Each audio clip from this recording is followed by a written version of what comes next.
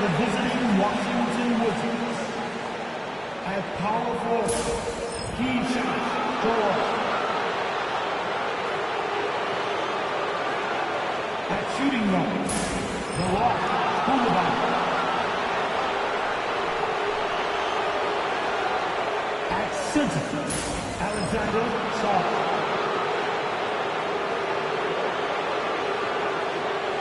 At the other forward position, Chris Middleton.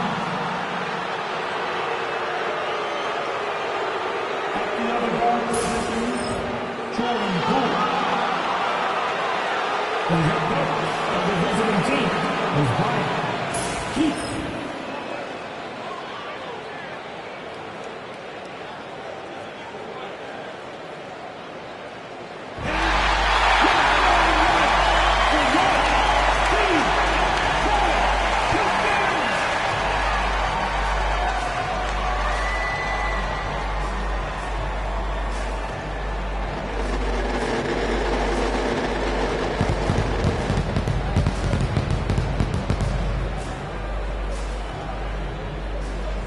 Shooting guard, standing 6'5", number 8.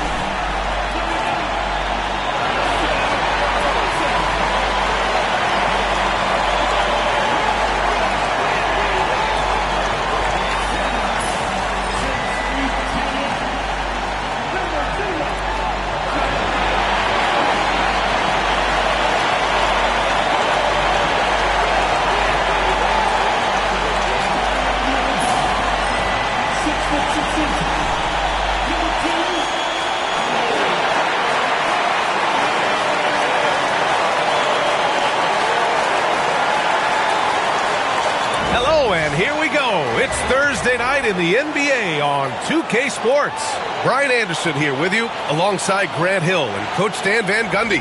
And the fourth member of our crew, Allie LaForce, reporting from the sidelines. Now a moment to take a look at the year-to-year scoring output and how it's been trending for Chris Middleton. And the scoring trend over the last few years has been going down a bit. That's not what you want, and I'm sure it's something he's well aware of. Now Washington's starting five. Jordan Poole out there with Bilal Coulibaly. Then it's Chris Middleton. Then there's Sarr. And it's George in at the 4. And for Detroit, Thompson and Harris are the 3 and the 4. Cade Cunningham out there with Tim Hardaway. And it's Duren in at the 5. And with the playoffs on the horizon, Stan, how do you keep your players focused on the now? Well, Brian, if you have an answer for that, I'd love to know, because I think all of us as coaches or as leaders of any kind, you're just trying to keep people in the moment the best you can, and it's not easy. Now here's Thompson. Back to Cunningham. And that one is hammered home. Well, that's the kind of assertive play you want to see more of from Cunningham. And Washington with possession. Outside Coulibaly. Back to Poole.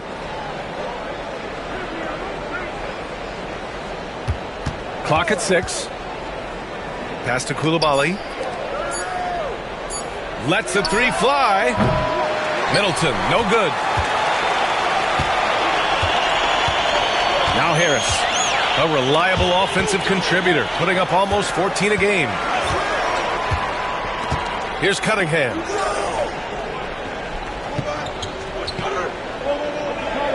Duren with a screen on Poole. Cunningham got a piece of it. Now here's Coulibaly. Defense is right there. Middleton outside. The 3 ball. Drops in the 3. Yeah, as good as anyone on the catch and shoot. Middleton deposits another J. All right, we've now got our 2K insider, Shams Charania, on the line.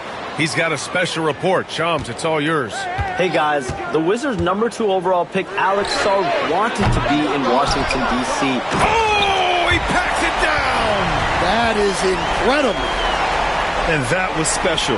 It's easy to be excited about Duren's future in this league. Ooh, a great look there. Brought to you by the AT&T 5G Slam Cam. Washington has gone 1 of 2 from three-point land so far. Here's Poole. Always a nice way to start. Makes his first one. And the first quarter of action, 2 minutes in. Harris outside. And here's Duren. 15 in his last outing. Thompson outside. The three-pointer off the mark. Given his range, you'd expect him to capitalize on that opening. George outside. Thompson against Middleton. Poole from long range. Counted from distance. Poole's got 5 points. No waiting around from Poole. He got rid of it quickly. Cunningham passes to Harris.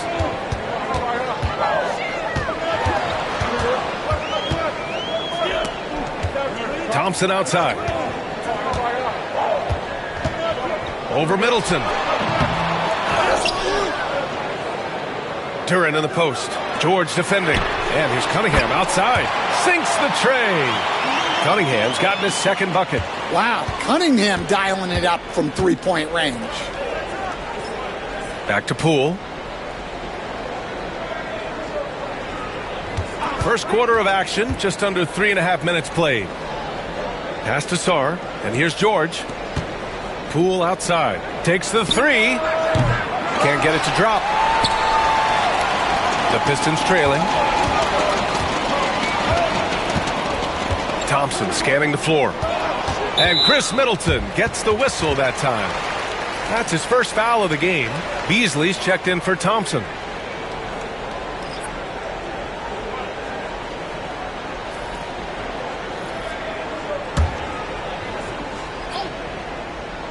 And we're just over 3.5 minutes into this first quarter. Cunningham against Poole. Here's Duren. And the dunk by Duren.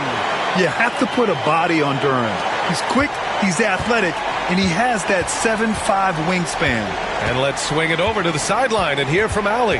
I briefly spoke with J.B. Bickerstaff. A big topic of conversation, Chris Middleton. Coach said Middleton is an incredible shooter. He said we cannot let him get comfortable. Shoot it directly off passes. Our goal, run Chris off that three-point line. Chris Middleton, hard to stop. Guys. Thank you for that, Allie.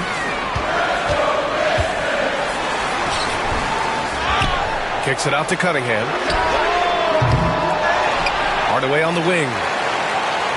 Duren with a screen on Middleton. Shot clock at 6. Hardaway, the pass to Cunningham. Gets another look. Driving in. That one goes. Count it. Cunningham's got 7 points. Yeah, in the nick of time. Probably not exactly what they had drawn up, but Cunningham saves them. And Grant, when you play the Wizards, you better be ready to run. BA, they like to speed you up. They force you to play at their pace. And on the flip side, that gives you open floor opportunities as well. Credit the pick for springing him open. Little things can make a big difference. All right, Grant, what do you think about Jordan Poole's nickname, the Pool Party? Oh, it's very apt, right? Because when he's on, everyone is having a good time. But it also speaks to his relaxed attitude. He's out there to shoot and have fun while doing it.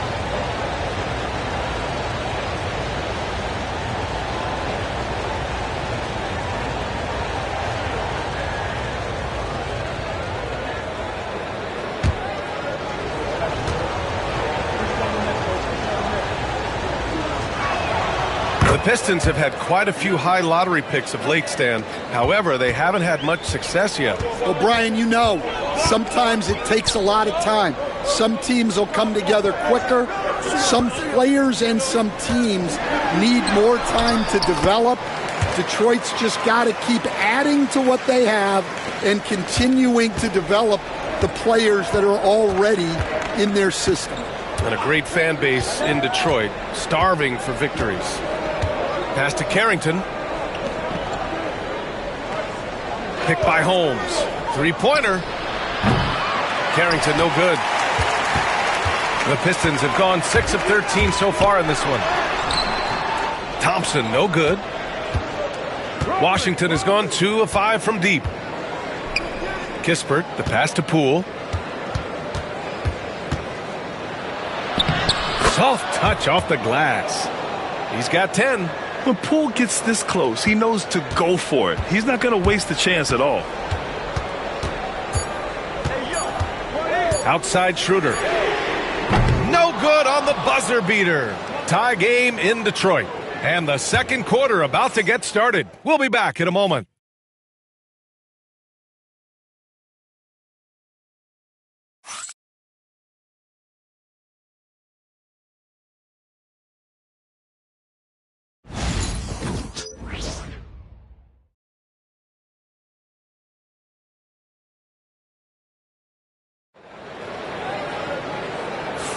And this has been a fairly close game through the first quarter.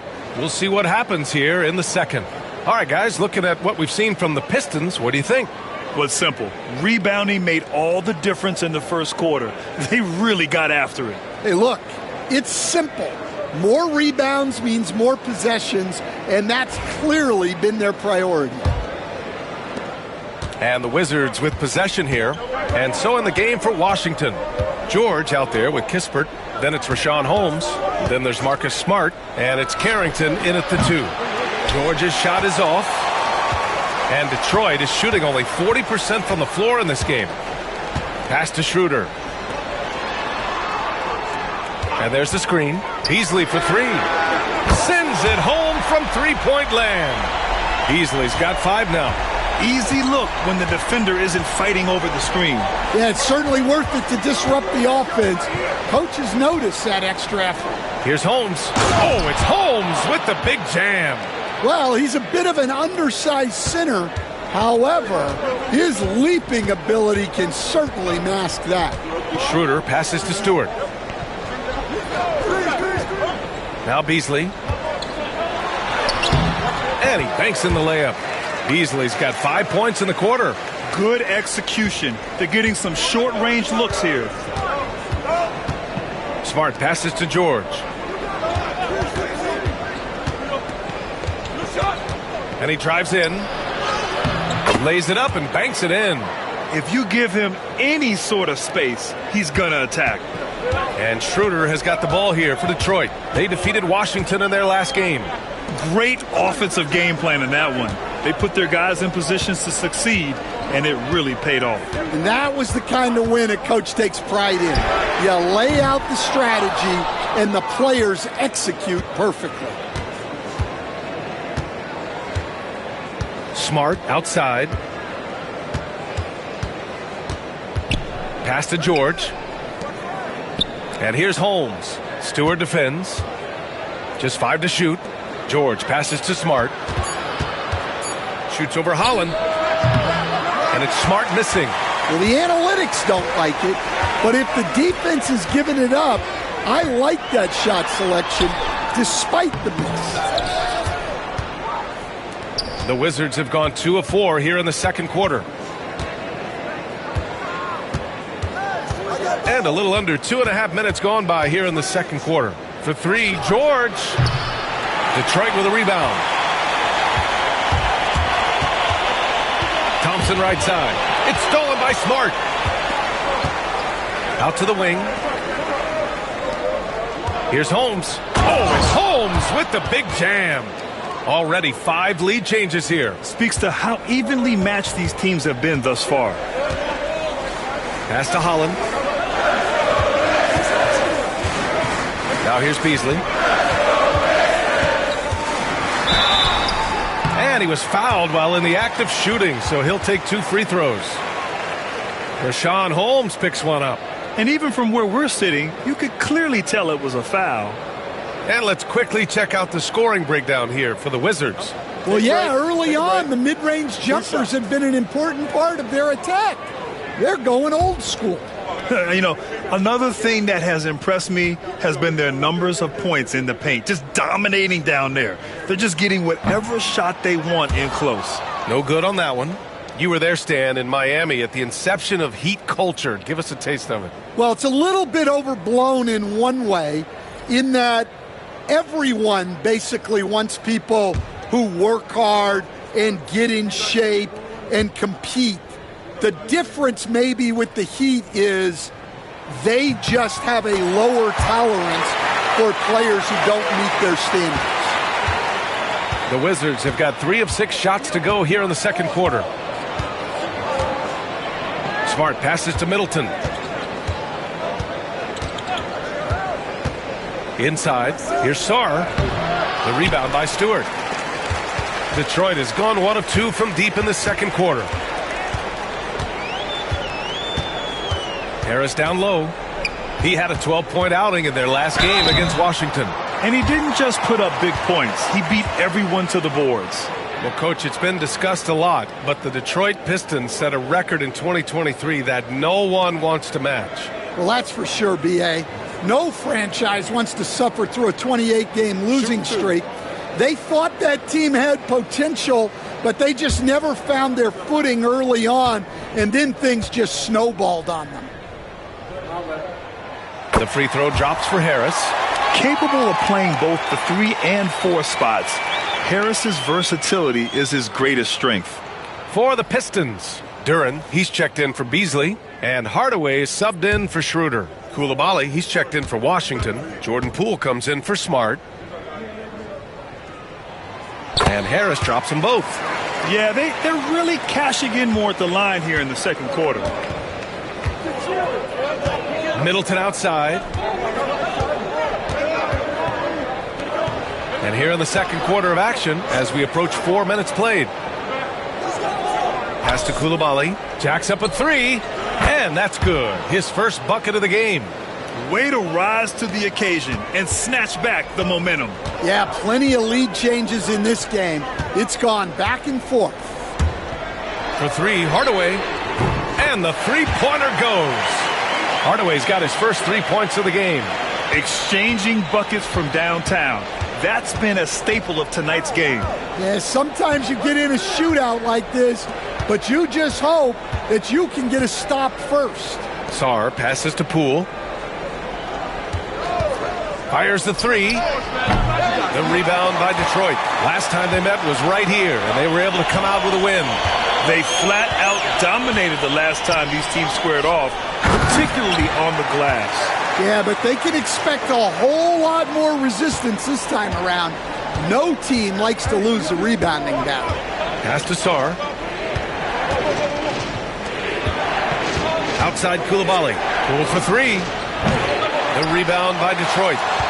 Duren's got rebound number 7 tonight. You wonder what the score would be if they weren't controlling the glass. How about the bounce? We can call that bounce per ounce. Can't be denied. Middleton with a screen on Cunningham. Poole, the pass to Middleton. Here's Sarr. Pass to Coulibaly. Now Middleton. Stewart defends. Poole for 3. Look at Poole showing the range. And Poole is a guy that feels very comfortable operating beyond the arc. Harris outside. And we've got 28 seconds left to play in the first half of basketball. Duren with the bucket. And since the first quarter, we've seen them reduce their attempts from downtown. And quite frankly, I think that's a good idea. Poole outside.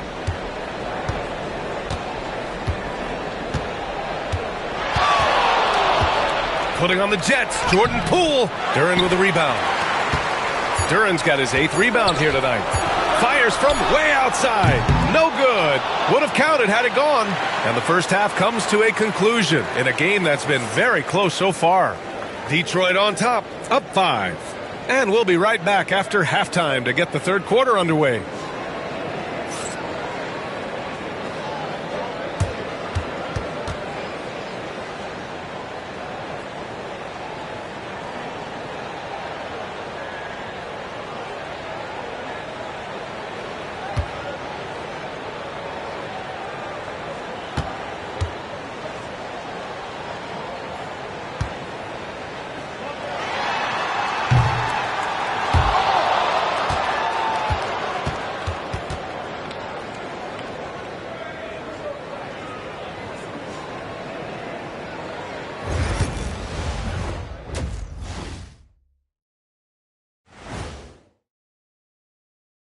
Thank you for joining us. Getting right to the story, things are going well for the Detroit Pistons.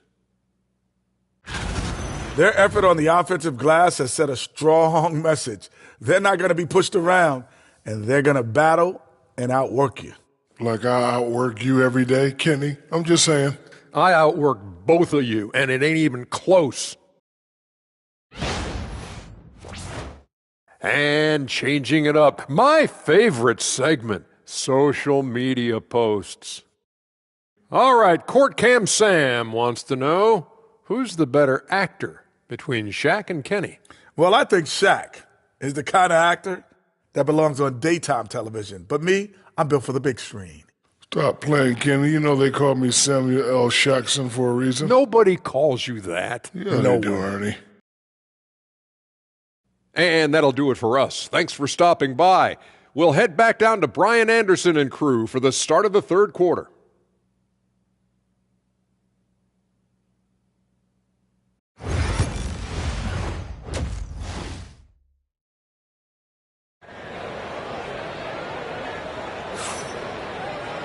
We've got second half action for you, and if the next couple of quarters are similar to the first, this one could go down to the last possession. One of the stories here, Jordan Poole. Man, is he getting it done today. I like how they control the tempo and play to his strengths. Yeah, he's found his spots, been patient with his shot selection, and it's paid off for himself and the team.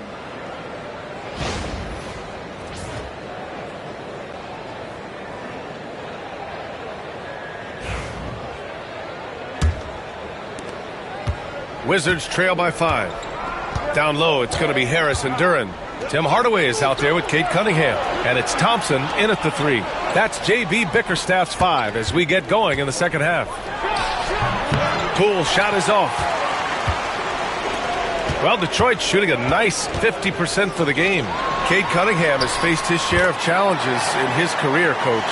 Yeah, Brian, the injuries, the discouraging losses, but he's remained steadfast through it all.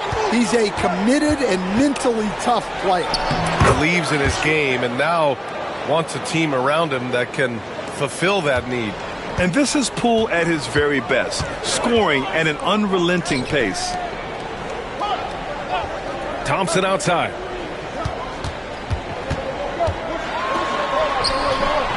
It's rebounded by George. Not really what we expected. You know he wants that one back. Poole outside. George left side. Pass to Sarr. And here's Poole. Fires for 3. Hardaway grabs the board. Well, the defense got lucky there. More often than not, he's making that shot. Now here's Cunningham.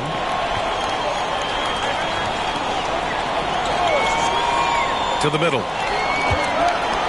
And yeah, he still was moving at the point of contact.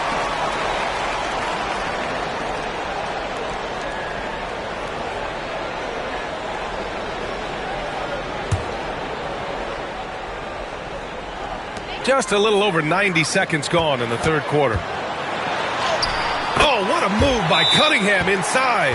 Their defense just falls apart once the ball goes inside. And we've got a timeout from Brian Keefe. We might see him looking to make some tweaks to the strategy here.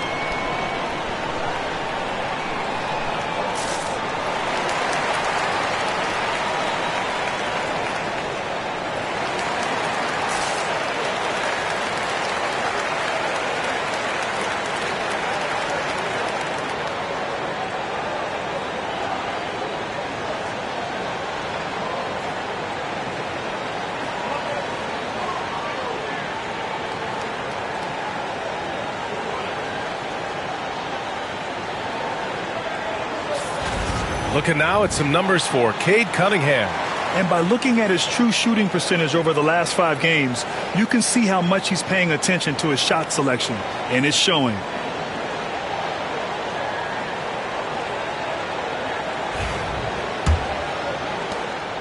And it's Poole with the ball for the Washington Wizards. 7-point differential. Middleton from the outside. It's good. Set up beautifully by George. Middleton's got 6 points. Now, if you're the defense, you can't allow Middleton to heat up out there. I mean, he can be so efficient from long range. Pass to Thompson. Cunningham on the wing. Ooh, Cunningham making moves inside. Stan, you've coached so many rookies over the years. What are some key things you like to see from a player coming into the league? Well, look, you've got to have a guy, Brian, that's ready to compete at that level and has to bring that every night. From there, it's just all about learning. There's going to be mistakes, but you want guys who can learn and improve at a consistent rate. Is it true that defense is the fastest way into the coach's heart? Well, it's certainly a way to gain confidence, that's for sure. That's 10 straight points they've given up in the painted area. The Wizards trail by 5. Outside Koulibaly. Back to Poole.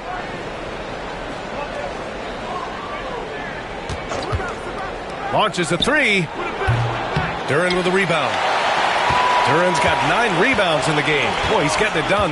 Harris passes to Cunningham. Here's Hardaway. On the wing, Thompson. Middleton covering. Back to Hardaway. There's the triple. It's rebounded by Washington. We've gone about 3.5 minutes here into the third. George passes to Poole. Koulibaly with it. Defended by Hardaway. And it's Koulibaly missing. The Pistons lead by 5. Here's Harris. Got it. Good job in the low post. In so many ways, Harris can beat you. He has the size and skill to score from all 3 levels. Poole, the pass to George. Three-pointer is up. Middleton. Detroit with a rebound. Duren's got double-digit rebounds now in the game. Pass to Harris. And Harris throws it down. And you can't let Harris get this close to the basket. When you do, this is what happens. And we've got a timeout from Brian Keefe. I think right now he must be looking at some adjustments. And it's 6-10. Jalen Duren is an incredible athlete for his size. Yeah, he's got a lot of bounce, which helps him as a rim protector, rebounder, and lob threat. Plus, he's got quick feet, and he's able to guard smaller guys on the perimeter.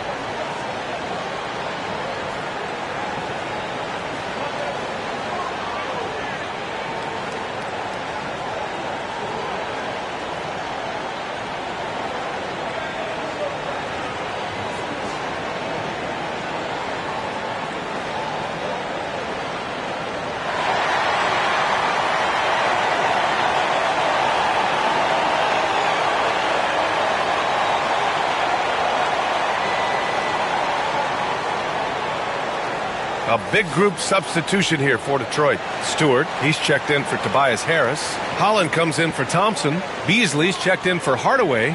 And it's Dennis Schroeder in for Cunningham.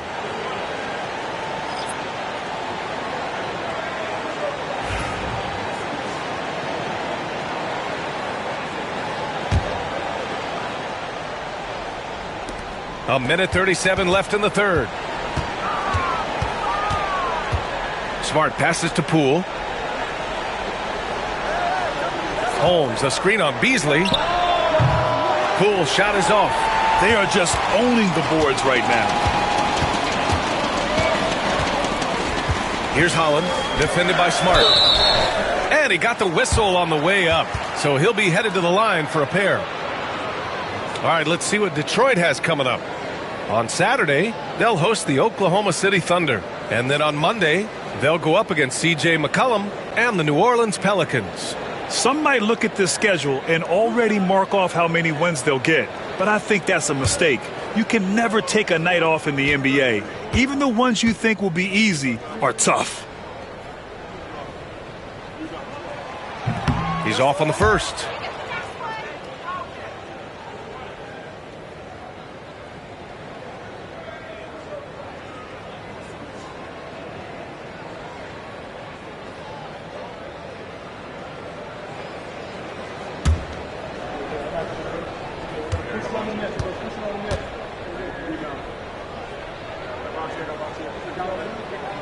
And the second free throw is good. Here's Poole. He's got 18. A minute 9 left in the third. It's good. And he drew contact on the shot, so he will go to the line. A three-point play opportunity. And a closer look here at the scoring breakdown for the Pistons. Well, they've been owning the painted area offensively. I love the intensity they're playing with down there. And following that, the number of second-chance buckets they've tallied has been superb, showing no mercy in hitting the offensive glass.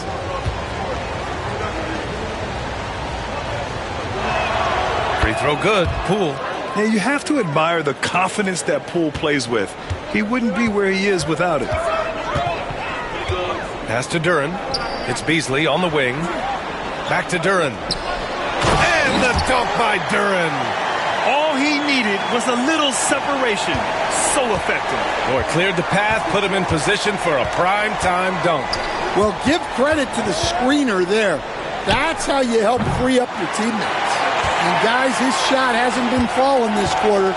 Time to settle down, refocus, and get a really high percentage look. 32 seconds left to play in the third quarter. Schroeder.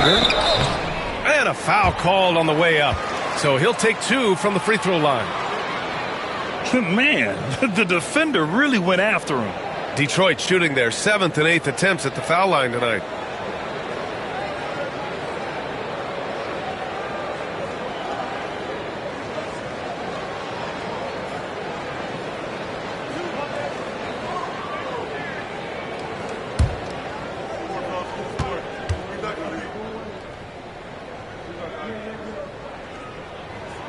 First one falls for him. Champagnie, he's checked in for Washington.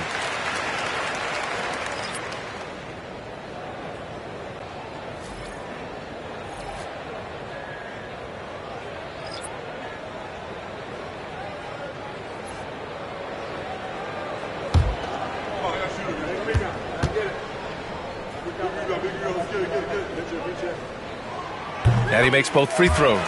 We expect nothing less. He's generally been very good at the line. Kispert outside.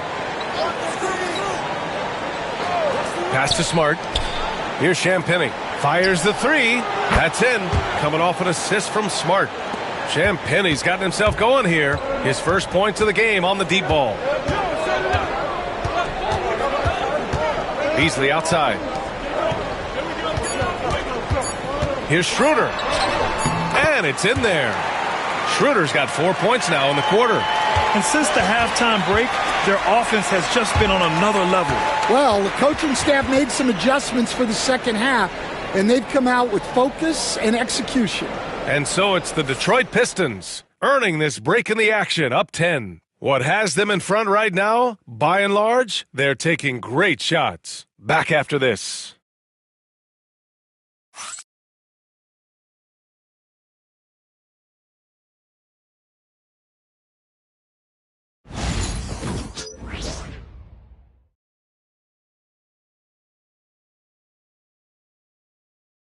And now we have a moment to reveal our State Farm assist of the game. You talk about painting a magnificent picture with that, Don.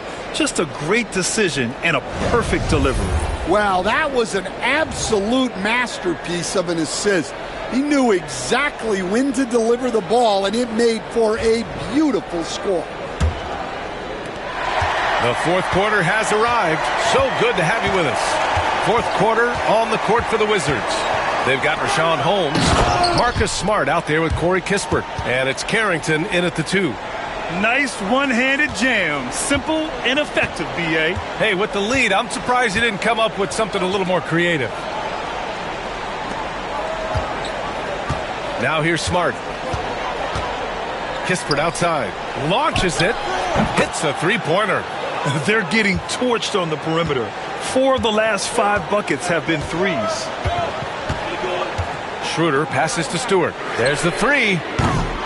No luck on that one. Wizards trail by 9. Smart with the ball. Pass to Carrington. Now Smart. Schroeder comes with a double team. Clock at 4. Here's Gill. No good from outside. He got his defender off his feet with a pump fake, but couldn't knock it down. Beasley, the pass to Schroeder. Here's Holland. And the layup is good. Well, despite the effort to create super teams, the league has a lot of parity right now, Grant. It really does, and I like it. It's not quite like the 80s Celtics and Lakers or the 90s Bulls, partly because of the salary cap. It's so hard to pay more than 2, maybe 3 stars at a time. Great positioning on the putback. That's a pure effort play. Nice tip in. And that's a skill you see in any strong offensive rebounder, isn't it? Last quarter of play, about 2 minutes in now. Outside Schroeder.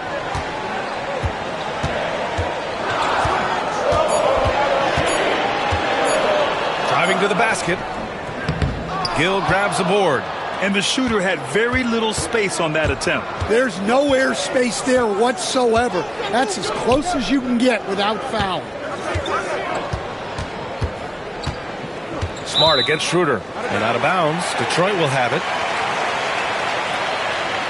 And the Pistons making a change here. Waters checked in.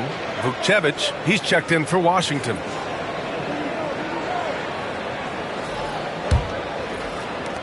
We're in the fourth quarter here. Just under 2.5 minutes gone by. Timeout. And the timeout called here by J.B. Bickerstaff. Looking to get everyone dialed in and engaged.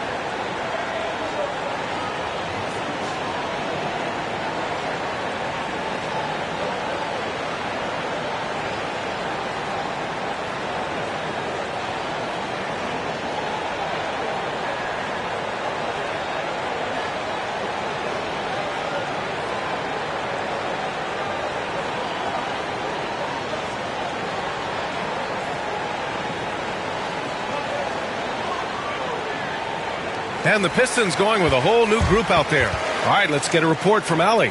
Hey, team, I was able to catch the message that J.B. Bickerstaff was giving to his team. He said, keep it going, guys. Ride this wave of momentum. We're playing great right now, but we can't let up. Guys, back to you. Thanks for that, Allie.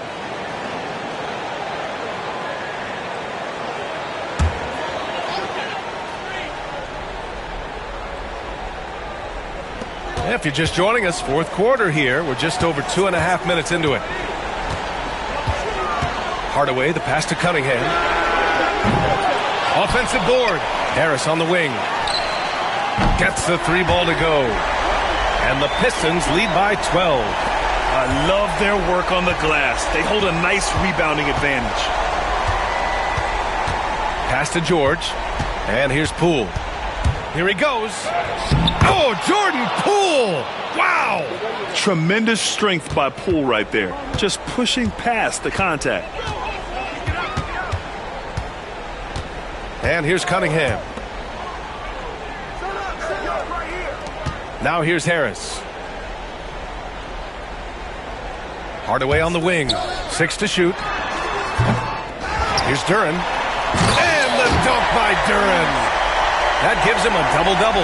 Well, positioning and size win during the offensive rebound, which he then cashes in on. Here's Poole. Duren with a rebound. Duren's got 15 rebounds here tonight. Thompson passes to Cunningham. Banked it in off the glass. Well, Cunningham, offensively, he can hurt you in so many ways, and he's got it all working tonight. Poole with the ball. George outside, puts up a 3, fires in the triple. Here in the second half, they're really focused on stretching the floor. Yeah, and where has the defense been? They've been content to let them fire away. They've got to close out to the arc. Duren with a screen on Poole. To the inside. And the dunk by Duren. That is what they want from Duren. Spike it, young fella. Cunningham against Poole. Over Cunningham. The rebound by Detroit. That's 2 points they should have had. I'm sure he'd love to get that look again. And count it. 8 of 14 now. He's rolling. And they were really able to find the mismatches they wanted and exploit those all night. Great execution from the players and coaching staff for the Pistons. When you look at their assist totals, you can see why it was easier for them to score. The ball was really popping tonight. And good things seem to happen when you're patient and willing to make the next pass. Their offense has flowed really well. And give them credit for what'll be their 38th win of the year. And they've had no trouble finding the win against this squad. They'll wrap up the season series with a clean 3-0 sweep. And when you look at the game, the one thing that helped fuel this team to victory was the efficiency for Jalen Duren. Well, you know, his work on the glass was a key factor, helping to turn the tide as far as the possession game, and so often that's the difference. The 3, here's Harris. And it's Coulibaly with a rebound. 9 seconds separating the shot clock and game clock. Poole against Cunningham. Poole's shot is off. And so Cunningham will bring it up for the Detroit Pistons. 13-point lead. And the ball out of play. The Wizards will have it.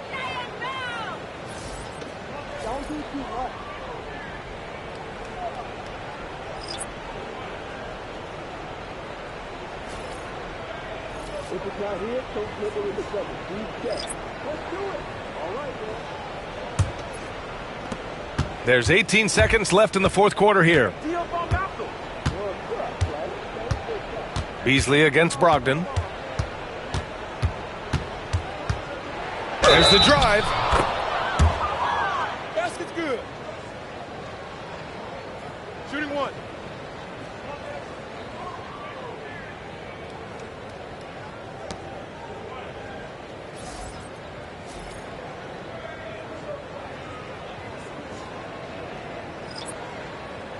One shot.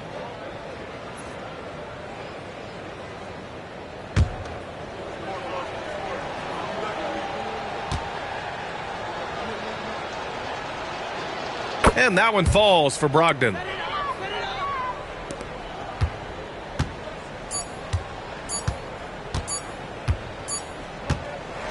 And so it's Detroit easily grabbing this one. A competitive game, you have to feel like this crowd gave him a little extra edge. Yeah, they really fed off the energy. You saw their activity level go up. Just a tremendous performance. Well, folks, that's going to do it for now. For Grant Hill, Allie LaForce, and Coach Stan Van Gundy, this is Brian Anderson. Thank you for watching the NBA on 2K Sports. And as we leave you, here's a look at our player of the game, Jalen Duren.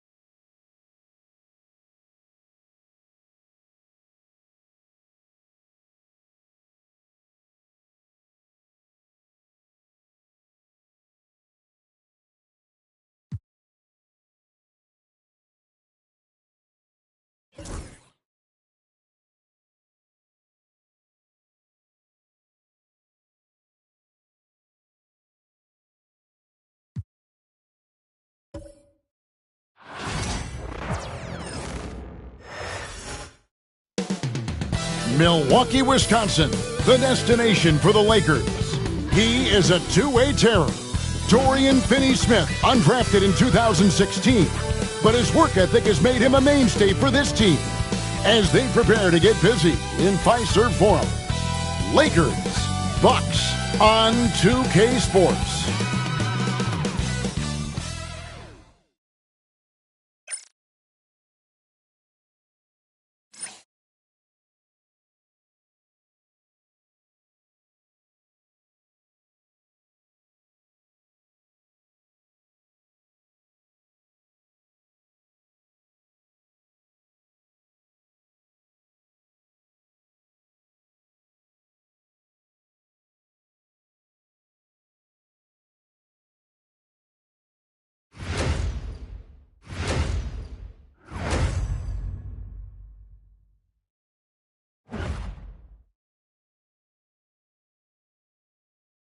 Hi, everyone. Greetings from 2K Sports. Get ready for some NBA action. Joined by Richard Jefferson and Greg Anthony, I'm Kevin Harlan. David Aldridge is with us on the sidelines. Let's quickly take a look at the standings out east. The season nearly complete.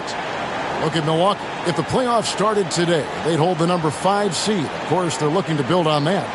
And right now for the Bucks, this hasn't been the breakout season that many were predicting, but they're still very much in the hunt for a high postseason seed, and that will keep them focused here during the season's final stages.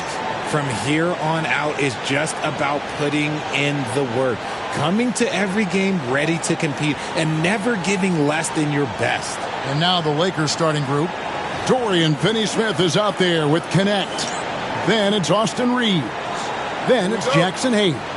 And it's Doncic in at the 1. And for the Bucks, the post pair, the longtime duo of Antetokounmpo and Lopez. Damian Lillard out there with Taurean Prince. And it's Kuzma in at the 3, the small forward. So, Greg, with the season winding down, a lot of what-ifs for the teams. What about players? Do they experience that as well? You can't help but wonder what could have been if your team struggled, Kevin. Players are just like fans in that regard. Doncic, no good. Last game for the Lakers, it was a loss to the Nets in Brooklyn. Yeah, nowhere near at their best throughout the course of that game. A scrappy performance, but in the end, just not enough. You know, when things aren't going your way, it's tough to stick it out. So I applaud them for hanging in there. You know, you were talking about Giannis. He can put up 30 a game without taking many shots from the perimeter. That's a tall order these days, especially because he gets doubled every single time.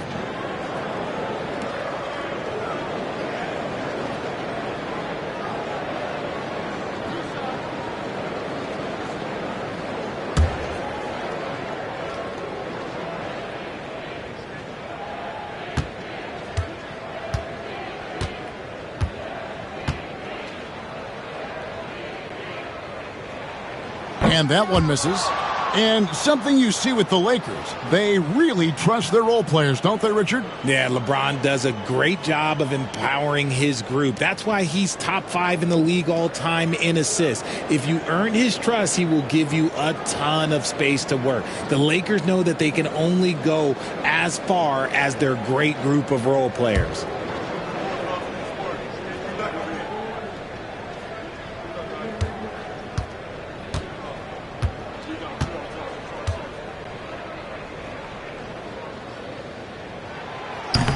And he sinks the second. Now, Greg, it took 40 years, but the Bucks finally won their second NBA title back in 2021. Yeah, and Kareem leading that 71 squad. Giannis was the man in 2021, averaging 35 and 13 during the finals, closing out the Suns with that 50-piece in Game 6. Gets the 14-footer to fall. Well, we've seen Giannis add to his game over the years, and a consistent pull-up jumper might make him unguardable. Connect with it, guarded by Kuzma. Now Connect. We saw him with 19 points his last outing. Kuzma with the defensive effort. Giannis kicks to Kuzma. Lillard outside. Lopez a screen. Damian Lillard, and that's good. Incredible range. Lillard makes these deep shots look like they're effortless. Doncic passes to Finney-Smith. We're just about 2 minutes into the first quarter. Doncic outside. Just 5 to shoot. Fouled in the act of shooting. Gets the bucket anyway, so a three-point play chance for him. And, you know, it took them a while to get going, but they finally connected now on their fourth shot of the game. Greg, you think about oversized point guards, and the gold standard has always been Magic Johnson. Now you look at Luka Doncic, and he's certainly big for that position. Definitely some positive similarities, right? But the big difference is one of those guys has 5 rings, and that's not a knock on Doncic. This is a team sport, but Magic's ability to affect winning was right there with another MJ, Michael Jordan.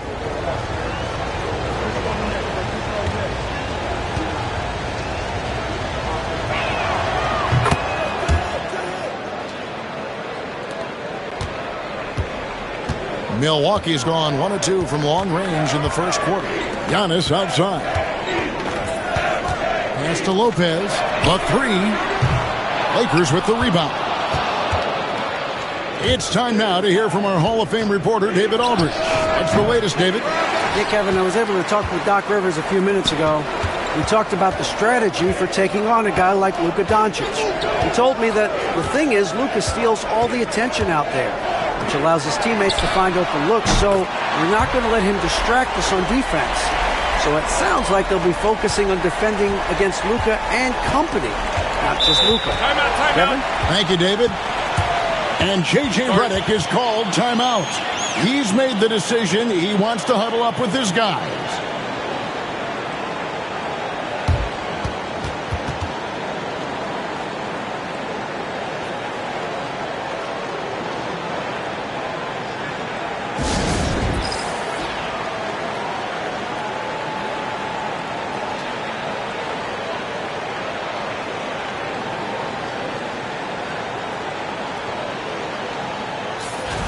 And here we can check out the story for Austin Reeves. And guys, it hasn't been pretty for him in the past 5 games. He's having one of those scoring slumps that all players go through at some point in the season. But I know he hadn't lost his confidence, and I expect this young man to get after it here tonight. On the wing, Doncic. Shoots over Lillard. And it's Doncic. That time on the assist by Reeves. Doncic has got 5 now. Bucks leading by 4. Giannis dishes to Lopez. Lillard outside. And no good that time. Nice D from Doncic.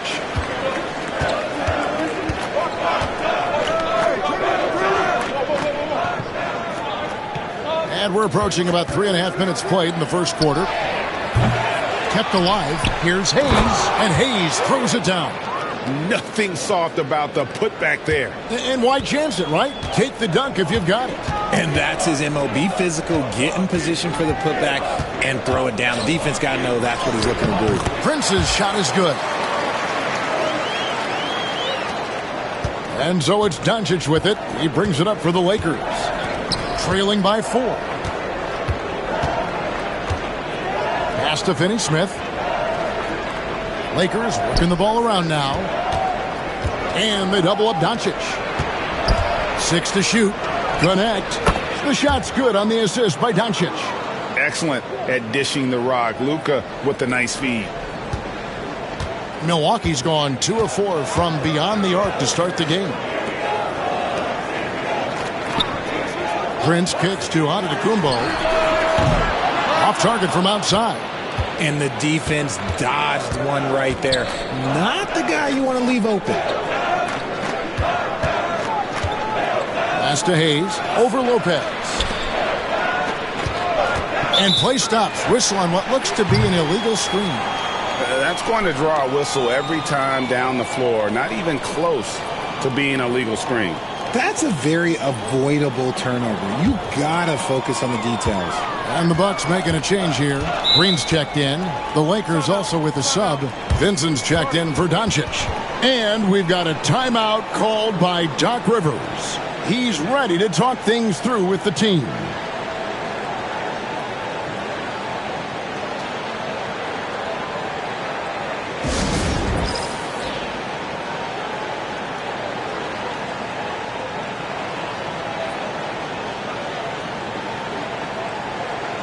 And the Lakers with some changes. Alex Len's checked in for Hayes. Vanderbilt comes in for Dorian Finney-Smith. And it's Reddish in for Connect.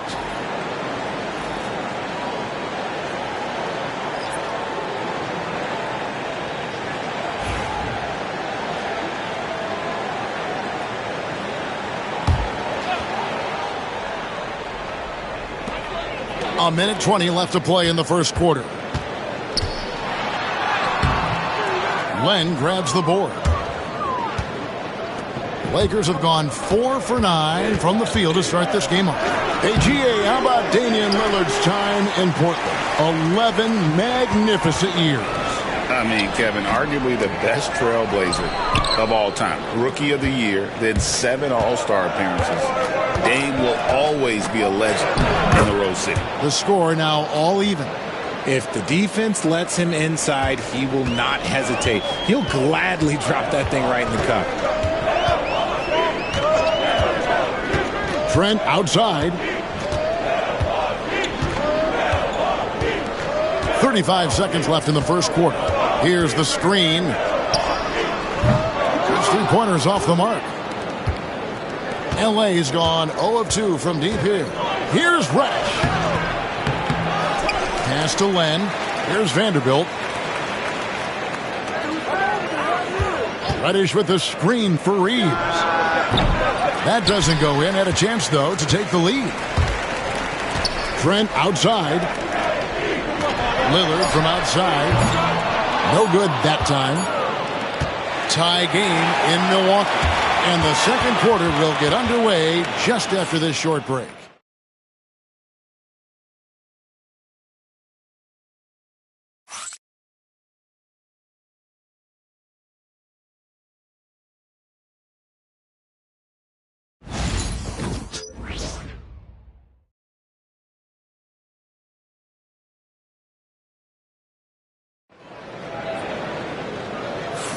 Some good action already in this one, but a fairly even matchup after the first quarter of play.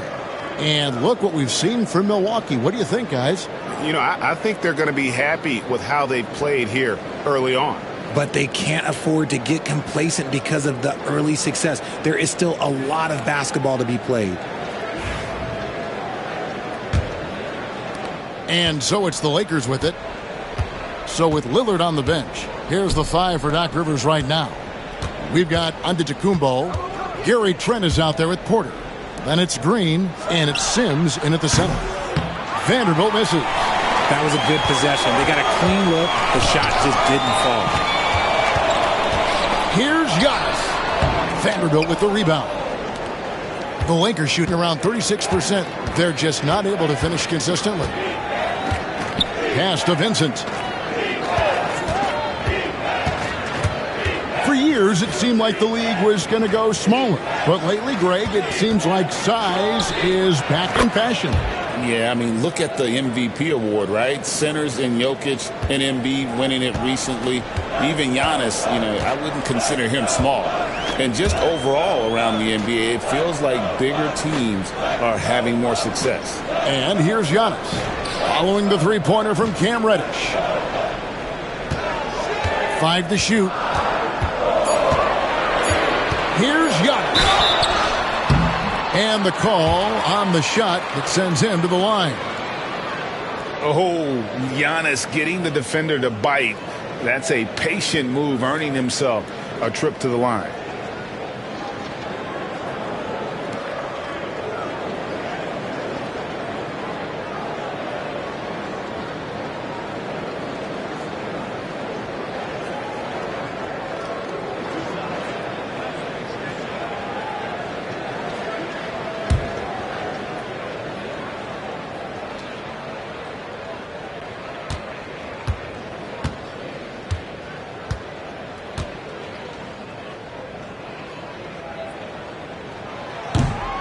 Free throw good. Giannis. And what I love about Giannis, yeah, he's a superstar, an MVP, a champion. But best of all, Giannis is an incredible ambassador for the game.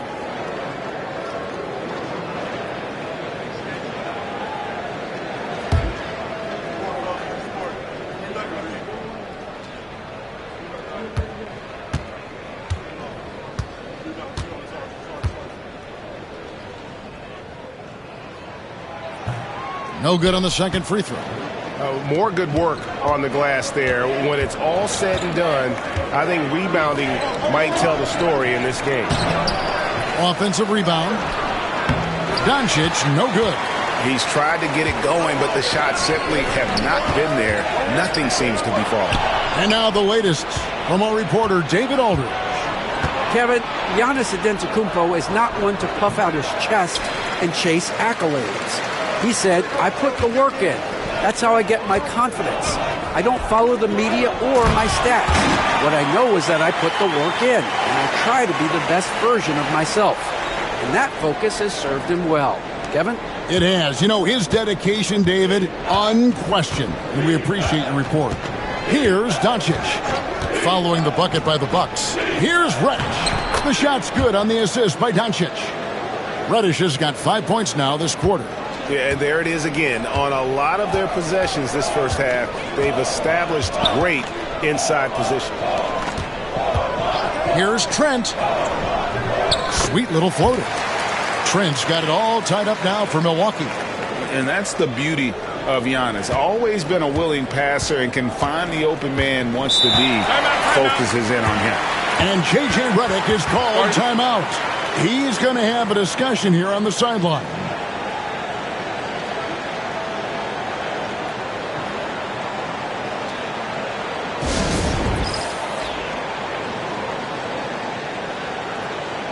So it's both teams making substitutions here. A moment now to look at the year-to-year scoring output and how it has been trending for Gary Trent. And maybe it's shocking, maybe not too shocking, but the scoring trend over the last few years has been going down a bit. I'm sure it's something he's well aware of, and we'll see if that continues to be the case. You got to finish strong whenever you can. Reeves does not waste that opportunity. Giannis outside. And that won't go, missing the go-ahead bucket. As a junior college product, Dalton Knecht, Greg, didn't have a traditional path to the NBA. Yeah, Kevin, he spent 2 years at a JC, 2 more at a small Division I program, then used his extra year of eligibility to transfer to Tennessee. And there he became a first-team All-American and turned himself into a first-round pick. Now Prince, after Luka Doncic's three-pointer that didn't go. And it's Lillard missing. LA's gone 1 of 3 from way outside since the start of the second quarter. Pass to Doncic. Over Lopez. And the Lakers tack on 2 more. Well, nice touch on Luka's mid-range there. The product of a lot of practice time and natural talent. They need a good offensive possession. Yeah, they've gone a long time without a bucket. Here's Kuzma. He's now 1 for 2 with that bucket. When guys are moving the ball, sharing it, it makes the game so much more fun, both as a player and as a fan.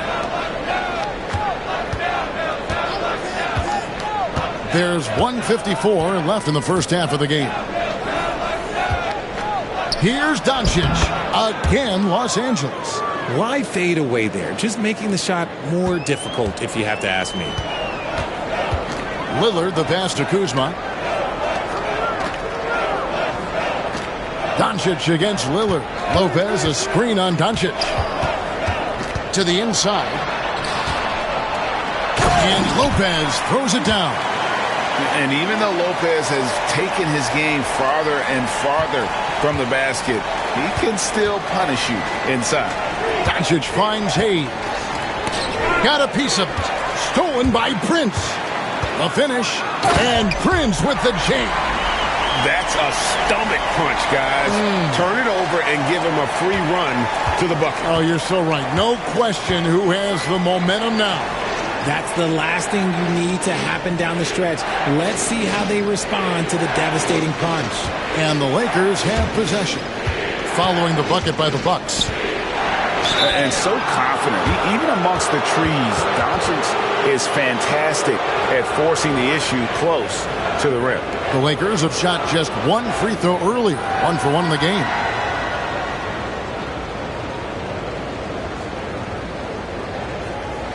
Take a break. Take a break. 2 shots.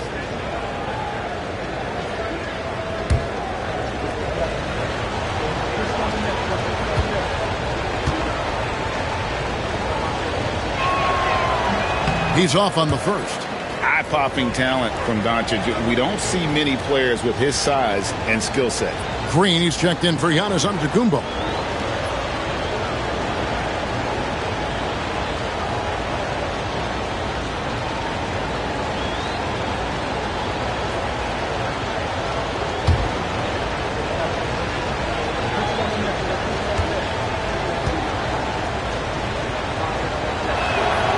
Good on the second free throw. We'll see if they want to trade 2 for 1 here. Got to time up that clock to do so. Kuzma outside. Prince finds Green. The shot's good on the assist by Prince. And after that ragged first quarter, they're getting some momentum, some confidence. Nice flow. Here's Reeves. And it's sent back by Prince. Pass to Lillard.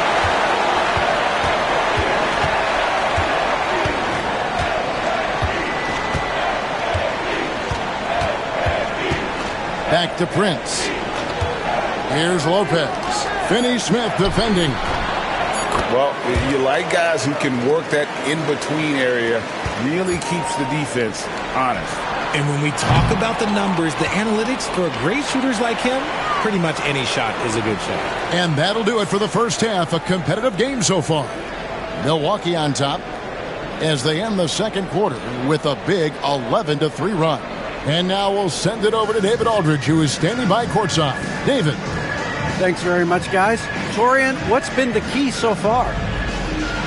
Ball movement, doing what we got to do defensively, competing, showing effort, and translating into offense. That mix has worked really well so far, man. Thanks. Back to you guys. Thank you, David. We'll be back after halftime for the start of the second half momentarily.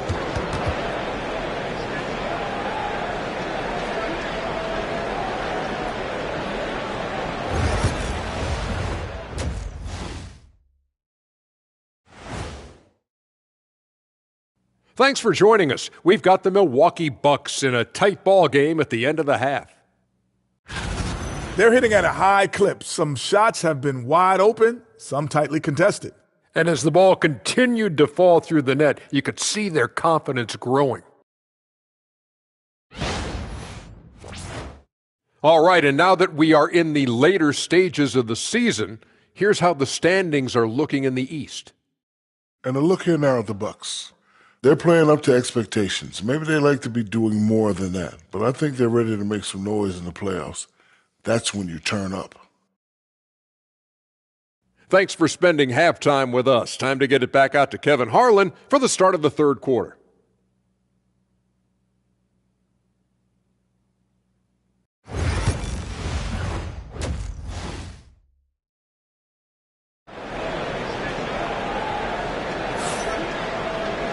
We've got second half action for you, and if the next couple quarters are similar to the first, this one could go down to the last possession.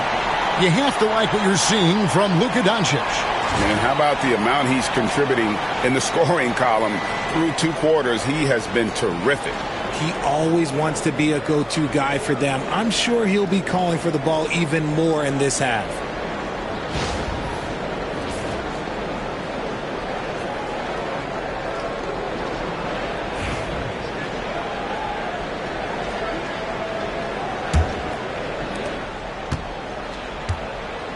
Taking a look at the Lakers. Luka Doncic out there with Austin Reeves. Then there's Dorian Finney-Smith. Then it's Jackson Hayes. And it's Connect in at small forward. That's deep range from Reeves. Makes it look easy. I know Reeves has been accused of hunting fouls before, Richard. Do you see that? Oh, I don't know if it's all on Reeves. It's just the way the game is played. Great players learn how to put you in position to foul them. The goal of the game is to score, and if that's hunting fouls, then hunt away. And now we've got some time to check in from the sidelines. You got for us, DA? Kevin, thanks. The Bucks use their size defensively to great impact. Coach Doc Rivers said, we're not fast, we're long. So we get our fingertips on a lot of balls, and that slows fast teams down. Switching keeps guys in front of you, and the more size we can put in front of people, the better we can be. Kevin? Yeah, you followed this league for a long time. That sounds like a pretty good game plan. Steps back. Lock at 6. Finney Smith passes to Reeves. A 3-ball. The rebound by the Bucks. Next up will be a home game matched up against the Pacers. They'll find themselves in the middle of this string of 3 straight at home. Here's Giannis. It's rebounded by Hayes. Off to a bit of a slow start in the second half. 0 for 3 so far. Pass to Finney Smith. And here is Doncic, guarded by Kuzma. Prince against Reeves. Hayes with the screen for Reeves. No good with the triple. And it's Antetokounmpo with the ball. He'll bring it up for Milwaukee. Nothing in for them in the third quarter. Prince's shot is good. And it took some time, but hopefully getting that make will kind of kickstart and kind of wake them up here in this third quarter after missing their first few shots. Pass to connect. Here's Finney Smith. No scoring in this one. From deep, Reeves. He can't hit that time. Milwaukee in the lead. And here is Antetokounmpo. Prince outside. There's the triple. They get it back. Here's Kuzma. Here's Giannis. Launches a 3. And it's Finney Smith with the rebound. For Los Angeles, they've gone 2 of 5 shooting here in the third quarter. Doncic against Lillard. Doncic gets it to go inside. And we've got an injury out on the floor. Very unfortunate as always, guys. Don't like to see this. And I'll tell you, this is something you never like to see. Yeah, you just hope it's nothing serious and that he's able to get back on the court as soon as possible. And some changes here for the Lakers. Vanderbilt comes in for Dorian Finney-Smith. And it's Gabe Vincent in for Luka Doncic. And now we're 3 minutes into the third quarter of play. Antetokounmpo up top. Vanderbilt defending. Took the opportunity when he saw it. Lillard's got his third basket of the night right there. A downright lethal three-point threat. Lillard is someone defenders must stay attached to if they want to have any impact.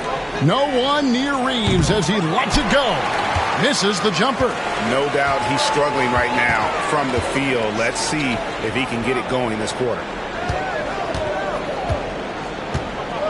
Kuzma outside. And here's Prince outside.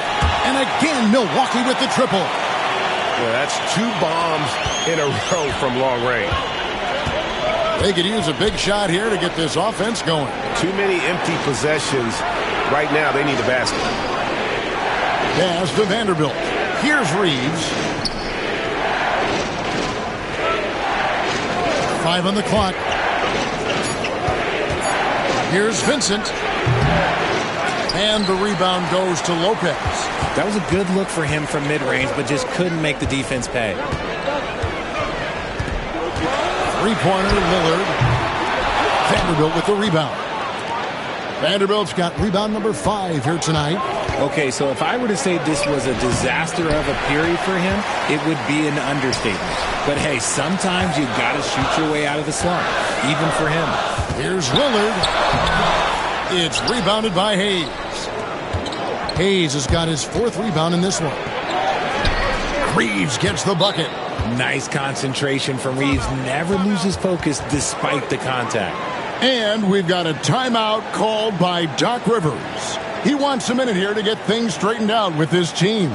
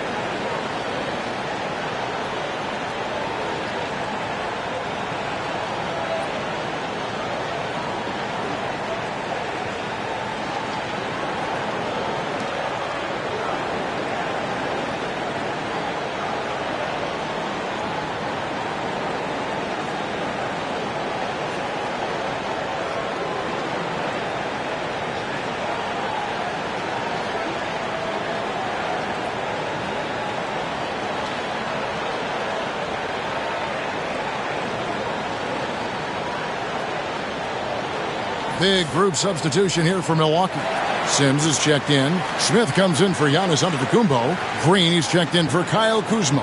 And Trent subbed in for Prince. Lenz checked in for the Lakers. Reddish comes in for Connect. 1:22 left to play in the third. Lillard with it. He's got 9. Looking to get it going. It's hauled in by Los Angeles. And he keeps trying to get himself out of this rut, but maybe it's not meant to be. I'd focus on sharing it with his teammates at this point. 52 seconds left in the third quarter of the game. Shot clock at 6. Reeves finds Vincent. Shoots over Lillard, and it's good off the back of the rim and in. And it's now only a 1-point Bucks lead. And here's Lillard. He brings it up for Milwaukee. Smith sets the pick for Lillard. Good on the triple. Lillard's got 6 in the quarter. Man, the triples keep falling, guys. That's 3 in a row. We've got a 9-second difference between the shot clock and the game clock. Len with a screen on Lillard. Here's Vincent. 2 free throws coming up, and they call the shooting foul. It's on Damian Lillard. And he's got his first free throw of the game. Numbers this year at the line below 70, so when he's getting to the line, not nearly as effective as you'd like.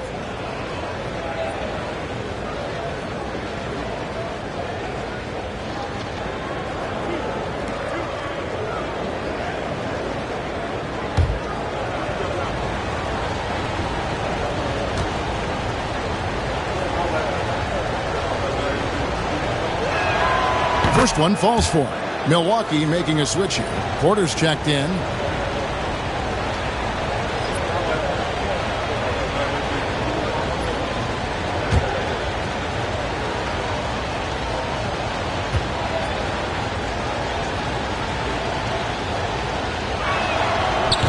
And so Vincent nails both of them. Milwaukee with the ball. A 2-point game. Lillard scanning the floor.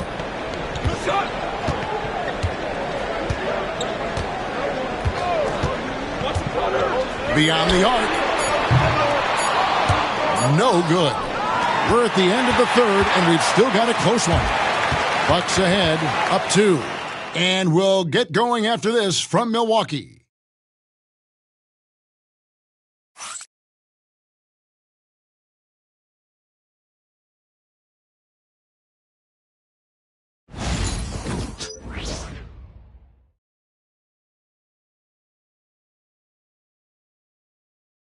Let's hear what Doc Rivers has going on over in his huddle. We got to close this quarter out, and it's big. We got to stretch this game. Close this quarter out. Doc Rivers, and to compete at the highest level, this is the kind of thing, guys, you have to do. End quarter strong. And, you know, the best teams know how to manipulate these situations. Let's see if they can do that. We've reached the fourth quarter, and what has been a very competitive game should be an exciting finish. So with Lillard on the bench, here's the 5 for Doc Rivers right now. Green is out there with Antetokounmpo. Then there's Kevin Porter. Then it's Gary Trent. And it's Sims in at the 5 roaming the paint. And now we'll send it over to David Aldridge for an update on Luka Doncic. David. Hey guys, I got an update from the head athletic trainer of the Lakers. Unfortunately, it looks like that injury is going to be a severely sprained ankle. If he were to miss time right now, it would really hurt this team, especially during the latter stages of the season. Kevin? David, thanks for the great update, guys. It doesn't sound good. No, if that report is accurate, he's going to be spending a lot of time in rehab and on the sidelines. And you just hate to see any injury, but potentially a serious one like this breaks your heart. 6 on the shot clock. Here's Reddish. No good. That would have tied it. Bucks leading by 3. Giannis highlight reels tough from Antetokounmpo. My goodness. An amazing athlete. The length, speed, Giannis is borderline impossible to guard when he is playing downhill. First minute and a half of basketball played here in the fourth quarter. Reeves gets the bucket. Well, after an uneven first half, he's managed to right the ship and get things going. Pass to Green.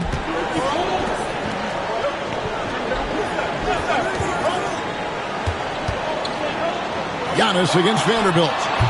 And to Antetokounmpo. Shot's good. Well, I don't know what Coach said to him at half, but his shooting has been tremendous here in the second. Vincent with it. Back to Reeves.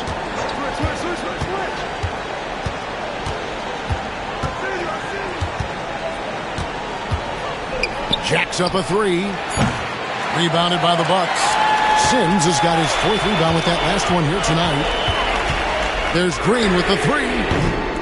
A rebound by the Lakers. Vanderbilt's got 7 rebounds in the game. Pass to Reeves. Just over 2.5 minutes played now here in the final quarter of regulation. Vincent misses. Bucks leading by 5. Now here's Porter. Trent outside. Vanderbilt against Giannis. 6 for 10 with that shot going in. That's a good game for a lot of guys. As a player, a rough first half, look, it can wake you up. Sometimes it leads to much improved play in the second half. And J.J. Redick is called timeout. He has decided it's the right time to talk. You look at Antetokounmpo really making a difference here. He's been on an absolute tear inside. They got to figure out a way to keep him out of the lane. I don't know.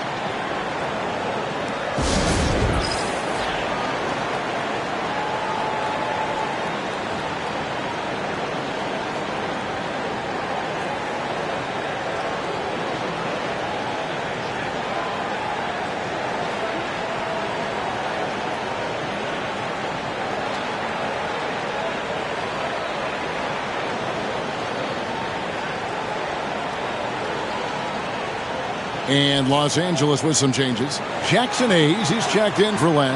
Dorian Finney-Smith comes in for Vanderbilt. And it's Connect in for Cameron Reddish. And while we've got a moment, let's send it over to our terrific reporter, David Aldridge. David? Hey guys, J.J. Redick's message with his team was simple. They said, let's lock in, keep our focus. We need everyone down the stretch. Now his players looked engaged, so I think the message got across. Back to you guys. Thank you, David. Floats it up for Giannis. The kick out to Lopez. Misses the three. And he didn't punish them for the weak coverage there, but they can't count on him to continue missing. Now Reeves. This one for three. And the rebound goes to Lopez. Lopez has got his 4th rebound in this one. Lillard, the pass to Antetokounmpo. Now here's Lopez. Pass to Kuzma. And he gets the whistle. 2 free throws coming up. And with how well he moves at 6'10", Kuzma is a really hard matchup, forcing a foul there. All right, well, look at how the points have been generated so far. A scoring breakdown for the Bucks. All game long, they've been making it rain from the arc. And look, they've done it by feeding the hot hands. And you can't ignore their passing. All game long, they've done a great job of just delivering the ball in rhythm right where it needs to be. So the first one drops, and that puts them up by 5. Oh, the great thing about Kuzma is he's so well-rounded. He can do a little bit of everything on the floor.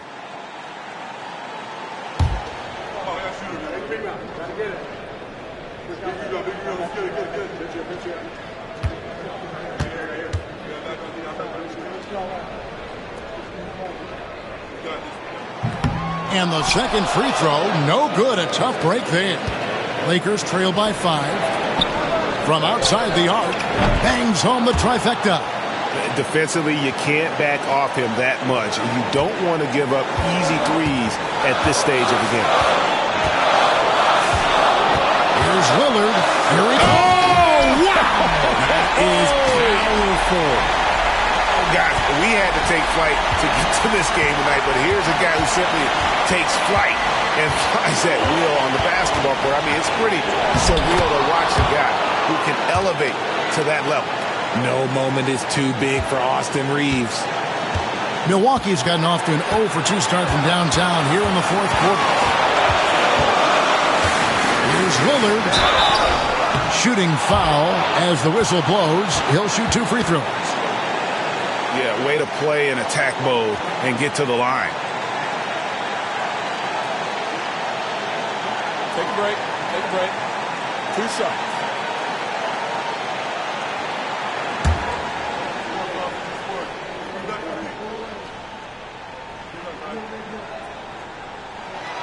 Good on the first, and that makes it a 3-point lead.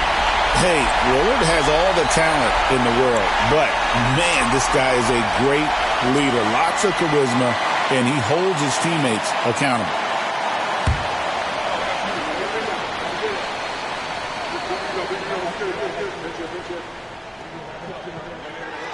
And so he drops them both. It's a 4-point ball game. Gets them to fall, and those are huge free throws. It's now a 2-possession game. Reeves the pass to Finney-Smith. 55 seconds left in the fourth quarter. And here's Reeves outside.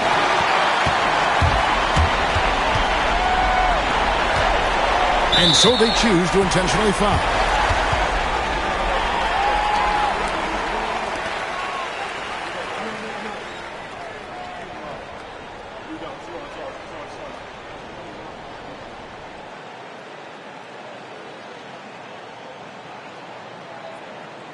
Take a break. Take a break. 2 shots.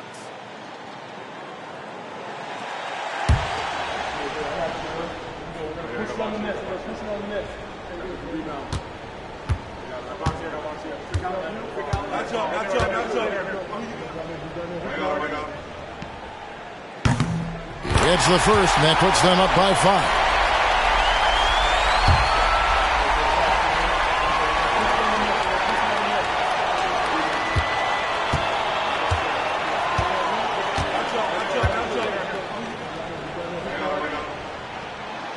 Second free throw, no good that time. He really wanted that one.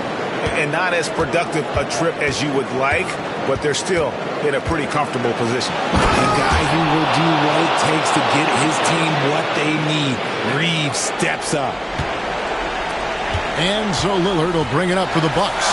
They'll be trying to take as much time off the clock as they can. Exactly. Expect to see longer possessions from this point on. The shot and game clock separated by 4. Reeves the pass to Hayes. And the rebound goes to Lopez. And now they foul and stop the clock. You have to foul, but I'm sure they would have liked to foul someone different.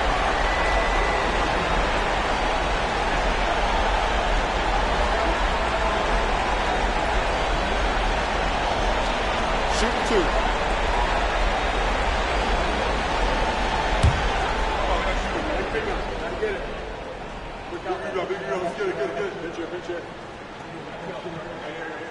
He drops the first one, and that gives them a 4-point cushion.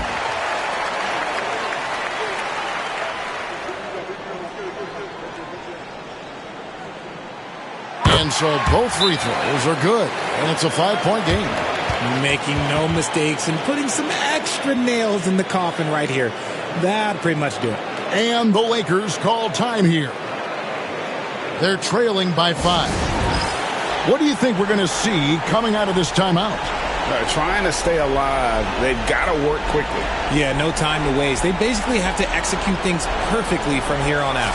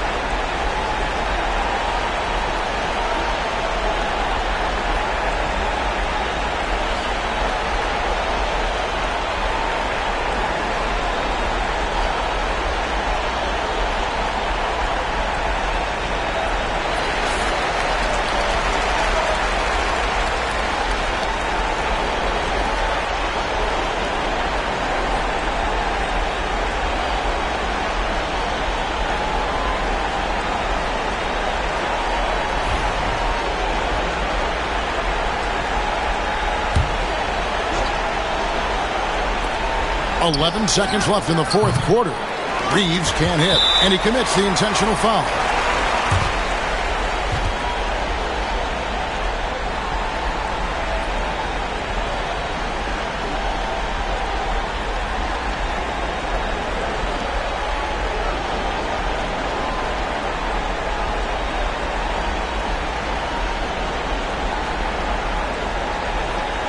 Shooting two.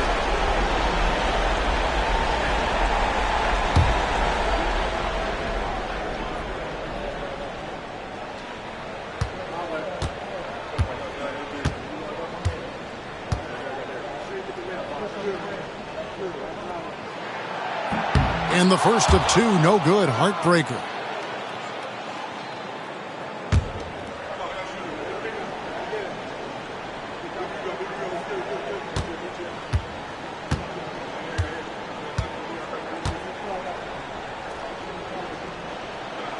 And that trip coming up empty, missing both. Launches it from deep, misses. And so the Bucks take the win. It was up for grabs right until the final seconds. Yeah, and for me, Kevin, what stood out is just the overall trust this group has in one another when it matters most. Doing what had to be done and to send these fans home happy. It's time now to go courtside as we send you over to David Aldridge from the sideline. David, take it away. Guys, thanks. Kyle Kuzma, congrats on the win. What were you able to do successfully tonight? I think as a team collectively, we just got stops and we kind of found a rhythm on offense, and I think we just got it done like that. Well, that rhythm led to a W, man. Congrats. Back to you. Thanks so much, David. And that's going to do it tonight, folks, for our broadcast. For Greg Anthony, Richard Jefferson, and David Aldridge, this is Kevin Harlan. We appreciate you tuning in tonight. And now, our player of the game, Giannis Antetokounmpo.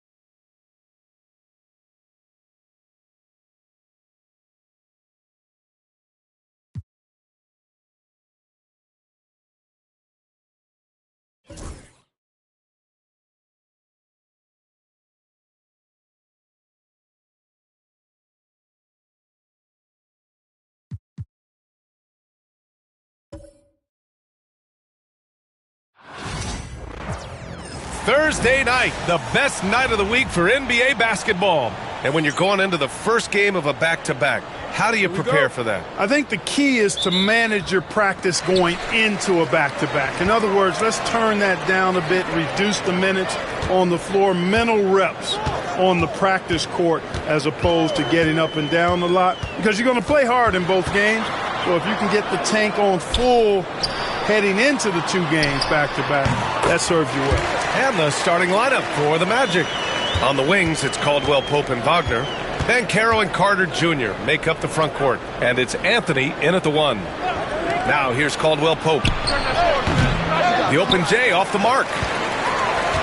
All right, let's check in with Allie LaForce. I was able to talk with Willie Green for a minute. He said watching tape in preparation for this game, Wendell Carter just kept showing up. Whether it was on the boards, being in the right position defensively, or even stretching the floor at the offensive end. Carter makes a lot of plays that help his team. Brian? Appreciate the report, Allie. Carter finds Banchero.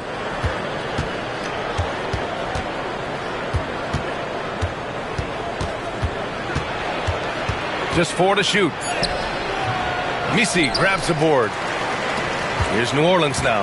Well, Clark, he's a former 1-1 back in 2022. The league better watch out. Paolo Banchero is coming. And he's coming with force, B.A. Loved him his 1 year in college. Loved his mobility, his strength, his savvy, and all of that on display as he's going to be one of the bright stars in the years ahead in the NBA. Clark, we know how great Wagner is offensively. He's a plus defender as well. You know what? I think he takes great pride in being a versatile, high-level defender. I mean, he focuses on that and gives great effort there. Offense comes relatively easy. He's got a great skill set, good size and mobility. But the defense is where he's really focused on excelling, and he's doing it.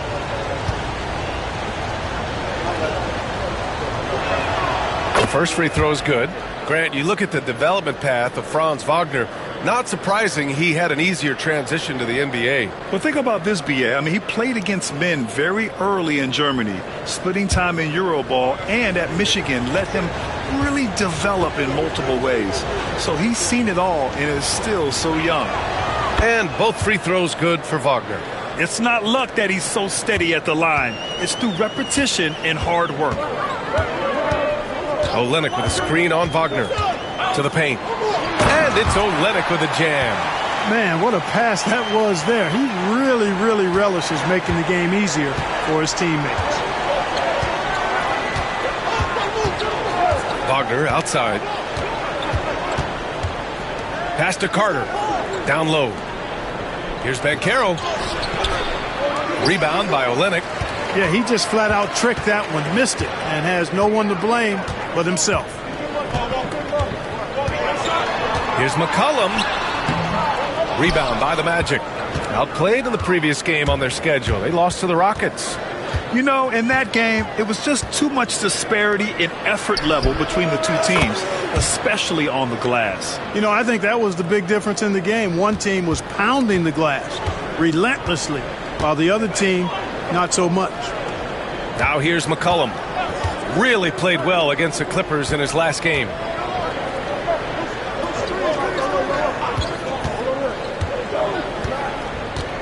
Beyond the arc. Bearing his second of 3 attempts. That's how you up the ante. Come right back at him. A little back and forth from long range. I love it. That's a terrific answer there. And so Jamal Mosley calls for the timeout. He's going to gather the troops and talk it over.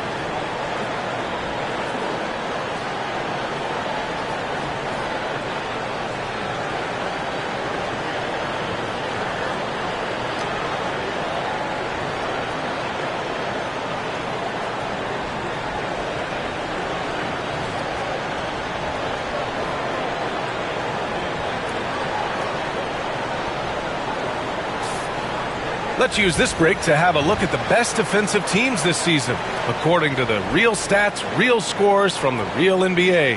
Number 1, the Magic. They've been able to consistently slow opponents, using every tool they have to shut them down. And Orlando has possession, trailing by 2. Their last encounter in Orlando. They came away with an easy win last time, due in large part to their work on the glass. And, you know, one of the things about winning the physical battle like they did in that game, it gives you a lot of confidence going into the next meeting. You know you can push this team around in the paint and win the physical battle. Orlando's gone 1 of 2 from three-point land so far. Banchero the screen. Wagner for 3. Misi grabs the board. Boy, they dodged one there, guys. I mean, he got the wide-open look that he wanted, just didn't knock it down. Well, after a decade of uncertainty, Magic fans now have a lot to cheer about. This is the most optimism they've had around the team since the Dwight Howard era. And it centers around their young star, Paolo Banchero. He is going to be a force for a very long time. And Orlando has possession after the basket by New Orleans. Inside, here's Wagner. Can't hit from in close. New Orleans leading by 4. A moment to hear from Allie LaForce. Well, this young Magic roster has chemistry. Coach Jamal Mosley said they're so tight together. It's just organic. They're happy in creating these relationships over time, and it's because they're all just good kids that like being around each other. Guys, that's what you want. Yeah, no question. Something to build on, Allie. Thank you. Now here's Banchero. He's coming off a 25-point game against the Rockets in Houston. Wagner, the pass to Banchero. Carter, a screen on Williamson. The 3 from Banchero. Connects from downtown. And Banchero has some range already. I mean, I want to see him continue to drain these shots. And we've got a timeout called by Willie Green. A moment to rest and confer on the game plan.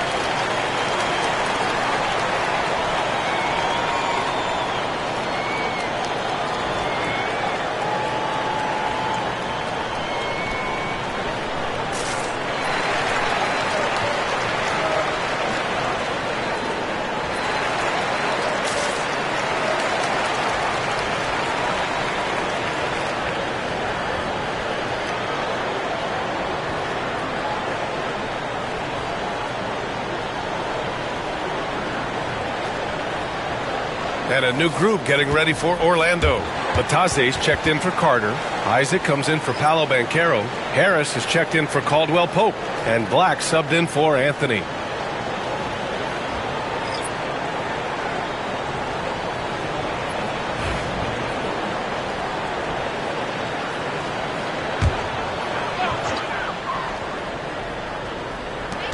And we've got 1:18 left in the opening quarter.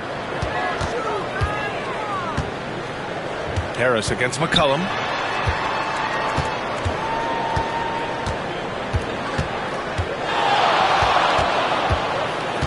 Three on the clock. It's hauled in by the Magic. Pass to Isaac. Out to Harris. Here's Black. Back to Harris. Tries again. Here's Wagner. And that misses. That would have put him up. For New Orleans, they've gone 4 of 10 shooting the rock in this first quarter. McCollum's shot is off. He hasn't helped the cause with his shooting, but his teammates have had his back. Just 1 second separating the shot clock and the game clock. Here's Wagner. And it's good. First made shot in 4 attempts. Wagner will battle you inside now. He's not afraid to embrace and even initiate contact. Here's McCollum. Off with the layup. Well, a good close contest so far as we finish the first quarter. Magic out in front. They lead by 1. And we'll be back shortly for the start of the second quarter.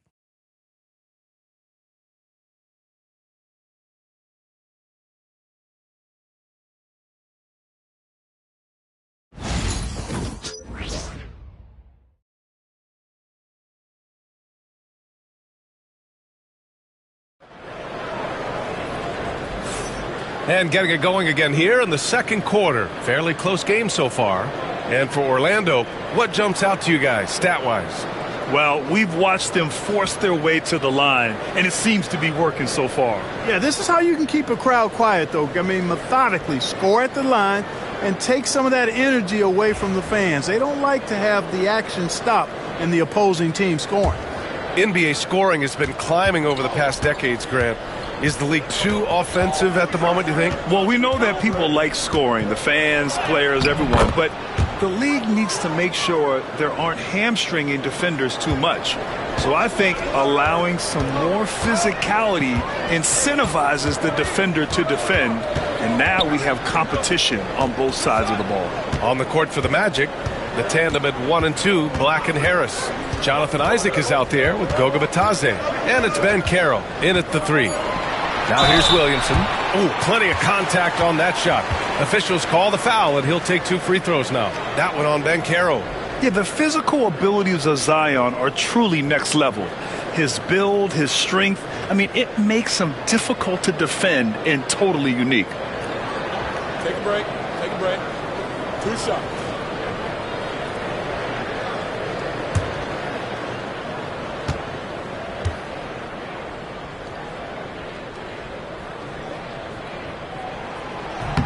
And he drops the first. Even as much as we've seen him, we still marvel at the power of Zion around the basket. It's hard for a defender to deal with this kind of strength. Brown, he's checked in for New Orleans.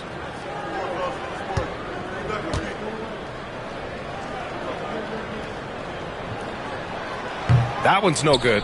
I'll say this, Ben Carroll is a guy that opponents can't forget about for a second. And you see it in all the defensive attention he gets. Teams show him all kinds of different looks, and he draws a bunch of double teams in isolation. Pelicans trail by 4. Alvarado, the pass to Robinson Earl. Here's Williamson. Rebound by the Magic. Harris, right side. Pass to Bitadze. Just over a minute has passed here in the second quarter. Here's Boston. There's a screen by Robinson Earl. Boston with the bucket. Could have been much better defense. I mean, you can't give this guy any room to operate. And for the Magic, they're shooting only 36% so far in this game. Isaac with a screen on Brown. Ben Carroll using his size. Ben Carroll gets by inside. And guys, the way this defense is getting manhandled down low, you have to wonder if they're at 100% right now. Williamson passes to Robinson Earl. Hey, from beyond the arc. It's rebounded by Ben Carroll. And so it's Ben Carroll who brings it up for the Orlando Magic. 3-point lead. Here's Isaac, and the foul is called. He missed it, so he's got a couple of free throws coming his way. And, you know, Isaac is not afraid of a little contact. When he's shooting, he looks for contact. And let's take a moment here to get your take, guys, on the scoring so far for Orlando. They've been in rhythm from the in-between area, just keeping things simple and taking what the D gives them. Something else they're doing well tonight, guys? Lots of points in the paint. Something to continue to keep our eye on.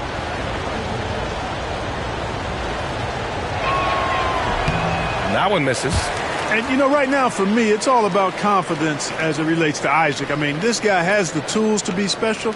I think he just needs to be more consistent. Carter, he's checked in for Orlando. Cole Anthony comes in for Harris.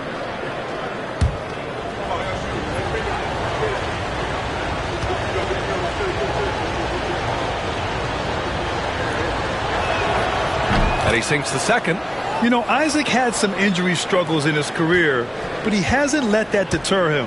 He still plays with a lot of intensity and gives this game his all. Now here's Williamson. And he also played really well in the win against the Clippers.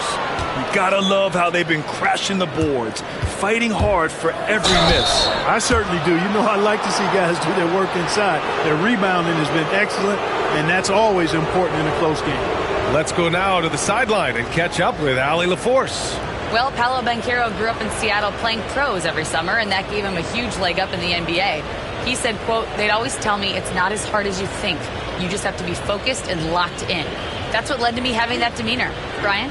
The 2023 Rookie of the Year, Allie. He hit the ground running.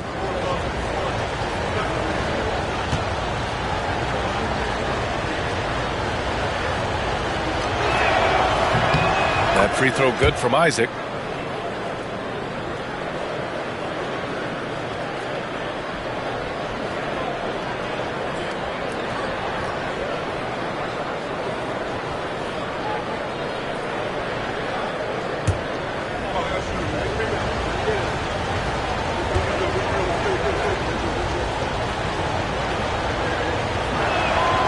And so he hits both. I love it. In attack mode, drawing foul calls this quarter and getting to the free throw line. My kind of hoops.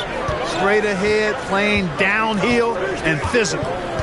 Now here's Williamson. A real weapon on offense, averaging around 24.5 a game. And in that March stretch, some interesting things going on in the East. You look at Orlando, they're clinging on to the final playoff spot in the conference, trying to improve their position if possible. And looking at Orlando, they've had some terrific moments this season.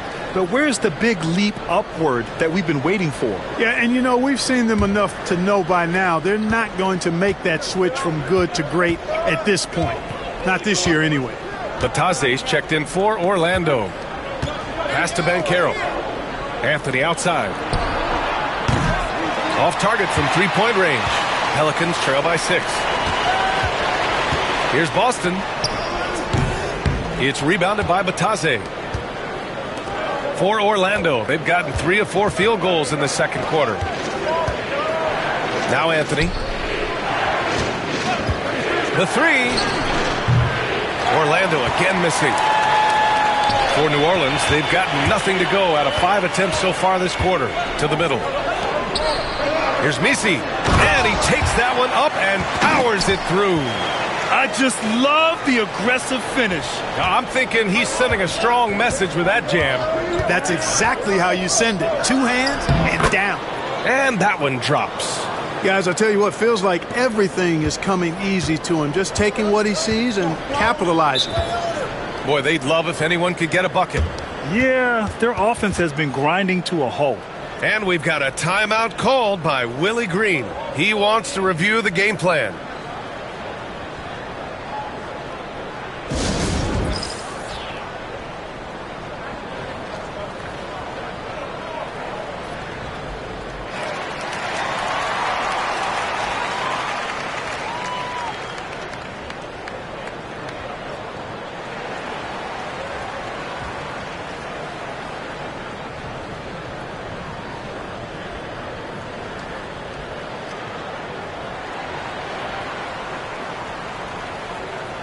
For New Orleans, Olenek comes in for Williamson.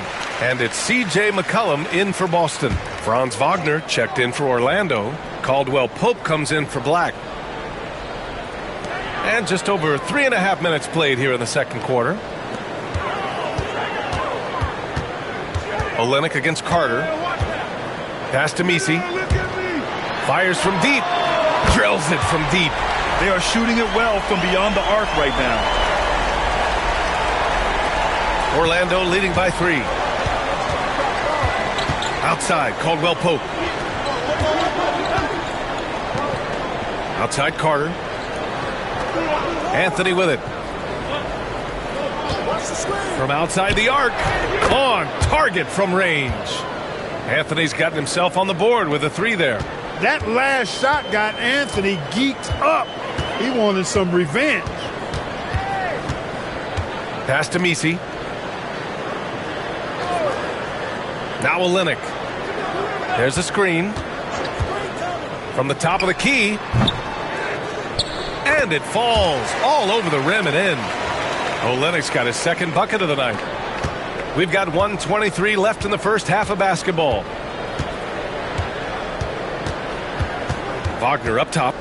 15 in his last outing.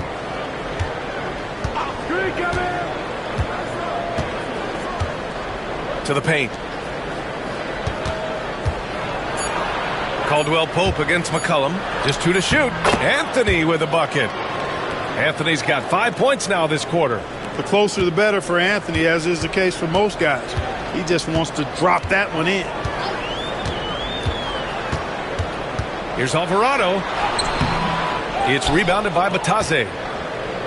Batadze's got 4 rebounds in the game.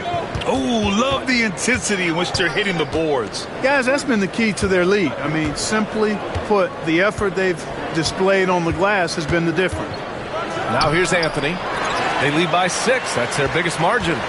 About 7 seconds separating the shot and game clocks. McCollum on the wing. He's covered by Caldwell Pope. This one for 3. Orlando with the rebound. I think he's gone completely dry. Nothing is hitting. And, you know, you can sense his frustration. This is going to be a test of his resolve here. Anthony finds Carter. From deep three-point land. That one is off. And we finished off one half of play. It's the Magic up by 6. And we'll see you back here after the break. Third quarter action in just a bit.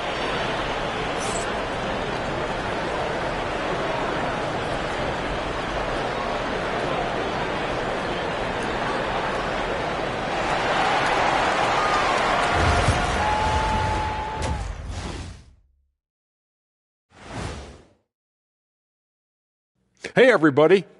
Psst. I got a secret. We're approaching the playoffs, and we are starting the show with a breakdown of the Western Conference standings. Guys, I want to talk about something else for just a second. Is it me, or have the alternative jerseys around the league gotten a little too creative? I wish you wear an alternative jersey every once in a while, Ernie. Yeah, man. You know, your threads are getting a little bit stale. You know what I'm saying? Hey, what's up with this? I just asked a basketball question, and now it's a personal attack. I'm done with you two. And talking about our game now, a very solid first half for the Magic. This is some retro hoops, pounding the ball inside with intent. Man, I know you love this big fella. No need to take a million jumpers. Work with the rock down low. Good things will happen, don't you know? Ooh, you're rhyming and didn't even know it. A poet.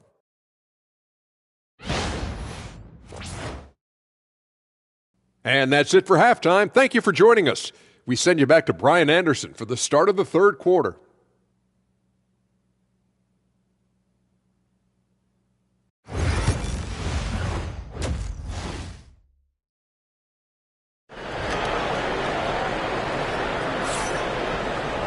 And if you're just joining us, we played through the first half in a game that's been fairly even so far.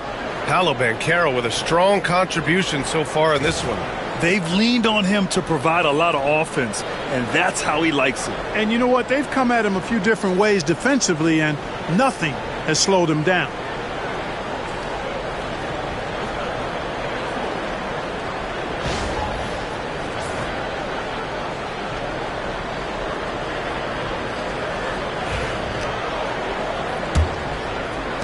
Magic leading by 6. We've got Trey Murphy, Zion Williamson out there with Kelly Olynyk. Then there's C.J. McCollum, and it's Misi in at the center position, locking down the middle. That's the group for Willie Green getting going here in the second half. And that one, good. Banchero's got 11 points. I mean, 6'10", about 250. Banchero imposing his will inside. Here's Williamson with the drive. Second shot opportunity. No good on the layup. Yeah, that's another miss for him. They're behind in this game largely because he shot so poorly. These are his first free throws of the game.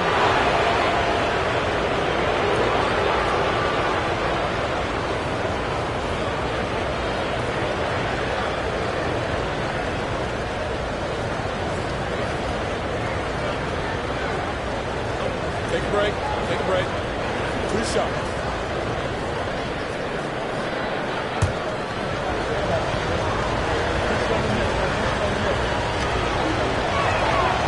First one falls. And when it comes to efficiency, Anthony's strongest suit is at the line.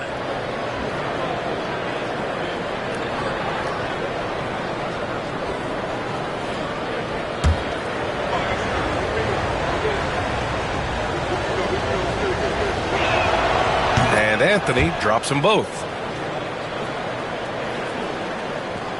Now Williamson. They've got plenty of time to get back into this. Yeah, I'm sure they feel pressed, but this is when you have to stay calm and execute. Olenek finds Williamson. McCollum with it. Fires from the wing, and he gets it to go, hitting off the back of the rim. McCollum's gotten his third basket of the night. Yeah, defending the pick and roll. You have to stop the ball, especially when it's C.J. McCollum controlling it. Ben Carroll the screen. Caldwell Pope, the pass to Ben Carroll. Oh, he missed the layup. He had it with the pump fake. Pelicans trail by 8. Williamson outside. Pass to Messi. McCollum with it. They set the screen. And it's off from three-point range. They have a decent advantage in regards to rebounding. Especially when you're scoring the ball at a decent clip the way they have. I mean, they've done exactly what's necessary to take the lead. Now here's Ben Carroll. 11 points in the game. Yep, that one goes. Looks like we're starting to see a pattern here. Not afraid to get in the paint and get wet. Well, I agree with you. 4 of their last 5 baskets have been exactly of that variety. Wagner against Williamson. Pass to Olenek. Lets it go from deep. And it's Orlando with a rebound. Carter's got 4 rebounds in the game. Trying to get it going. Only 1 for 5 to start the second half. Back to Anthony. And he makes it on the layup. And now it's a 12-point Magic lead. And their offensive game plan is clear. Get it inside and go to work. And we've got a timeout called by Willie Green. He wants to make sure everybody's on the same page.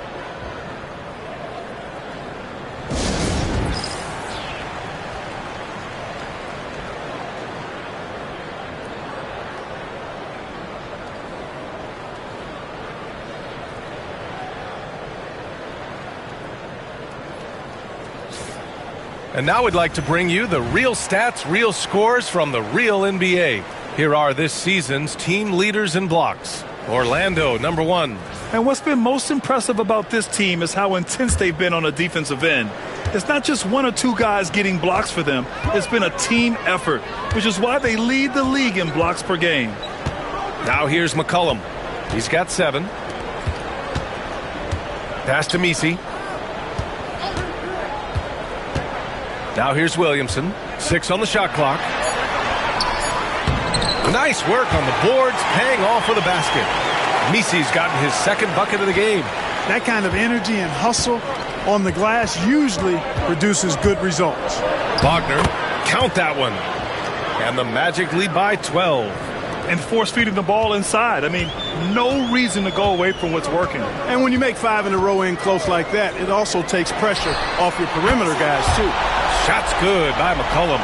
There's no doubt about McCollum's touch from long range. He is a sharpshooter. Wagner finds Ben Carroll. Just under 3.5 minutes played here in the third quarter. Three-pointer, Anthony. Buries it from 3. Anthony's got 7 points for the quarter. And they're shooting with much more confidence here in the second half. The field goal percentage is now over 50%. I tell you what, any team will take that.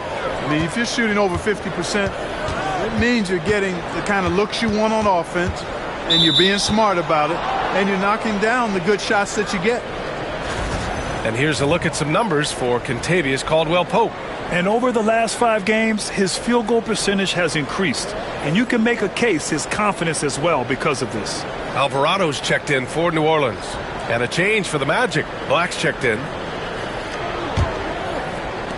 And it's the Magic with the ball. 12-point lead, their biggest of the game. Pass to Anthony. All sorts of time. Messi grabs the board. Messi's got rebound number 8 now. Williamson with it. McCollum with a screen on Ben Carroll. Ooh, Zion with a show of strength on the finish. Excellent work inside from Williamson. This is why he's so aggressive down there. Wagner outside. Let's go with a three. Pelicans cleared away. Misi's got rebound number 9 now. What an effort here tonight. Alvarado outside. Pass to Williamson. Over Wagner. He shoots again. It's rebounded by Wagner. You know, he just has not been himself this period. Just too inconsistent up and down at the offensive end. Here's Banchero. McCollum defends. Doubled by McCollum. Back to Anthony. Banchero the screen. 4-3. Orlando again missing. Pelicans trail by 10. Here's Alvarado. And no good. Nice D from Wagner. Orlando is gone. Only 1 of 3 from deep here in the third. Pass to Black. Back to Banchero. 36 seconds left in the third quarter. And he can't get that one. Pelicans shooting just about 33% since this second half started. Here's Alvarado. No made baskets yet. And again, New Orleans no good. To the inside. Banchero no good. Now here's McCollum. From the arc. Pure from three-point range. McCollum's got 13. Watch out now. When this guy gets into a rhythm, it is something to behold. And that'll do it for the third quarter. It's the Magic leading by 7. Don't go anywhere. The final quarter is coming up next on 2K Sports.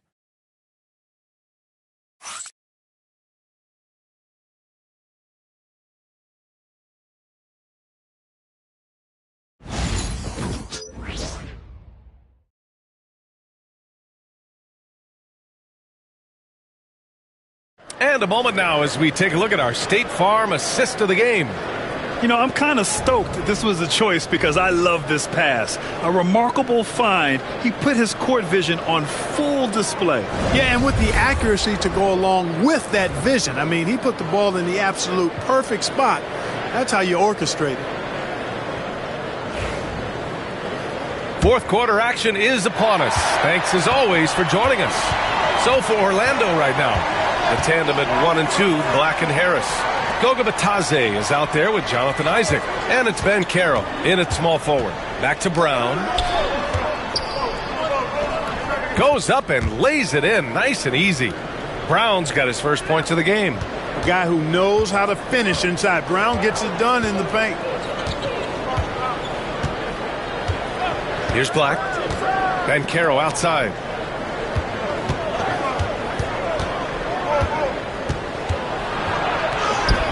Banchero uses his size down there.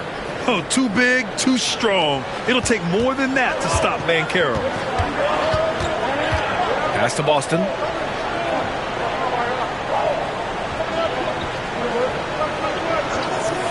Back to Williamson. Oh, great D that time from Isaac. Yeah, another column in the stat sheet that hasn't gone in their favor. To climb back, they've got to put forth more effort. Now here's Banchero. Lets it fly. Williams grabs the board. Good shot, gone bad. Gotta finish there. Pass to Robinson Earl. Banchero against Williamson. Alvarado outside. No good on the three. And so it's Banchero who brings it up for Orlando. They held a 12-point lead earlier. Here's Batadze. Inside. And Banchero with a bucket on the assist by Isaac. And the Magic lead by 9. A promising sign of things to come with Banchero. Clearly somebody you've got to be excited about. Things just don't seem to be clicking for them offensively. Yeah, they really need to find a way to get back on track. And we've got a timeout called by Willie Green. He wants to make sure they're purposeful with the game plan.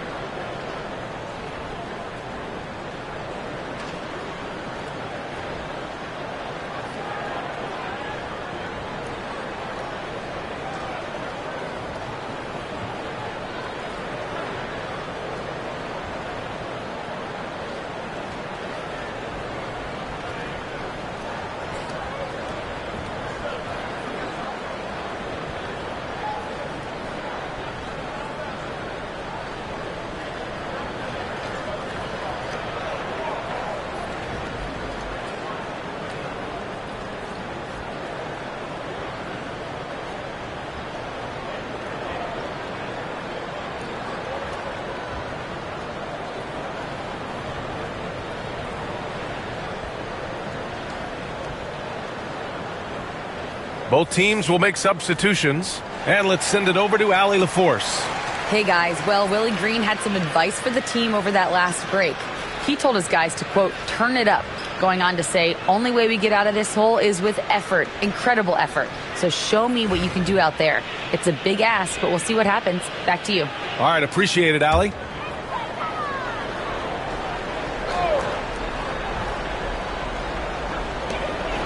Pass to Williamson. The shot no good. Great D that time from Banchero. Here's Black. Anthony up top. From 12 feet, he hits the back iron and sinks it. And the Magic lead by 11. They've been a little soft with their defense on the interior. Yeah, and they're really getting pummeled on points in the paint here. The three. Rebound by the Magic.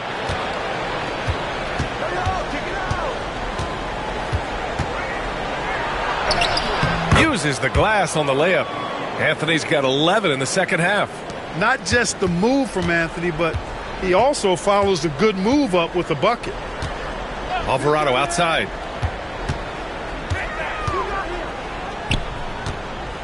And the ball out of play. The Magic will have it. Orlando making some changes. Carter, he's checked in for Bataze. Wagner comes in for Black. And Caldwell Pope is subbed in for Harris.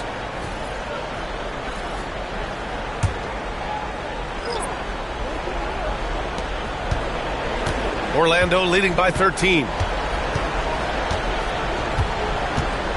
Anthony with it. Outside, Caldwell Pope. No good with the triple. Tell you what, the defense was lucky there. I mean, leave him that open from range, he'll typically knock it down. Ball stolen. Oh, and a fast break for the Magic. And Anthony slams it in. This has been Anthony's night for sure. Everything going exactly right for him at the offensive end.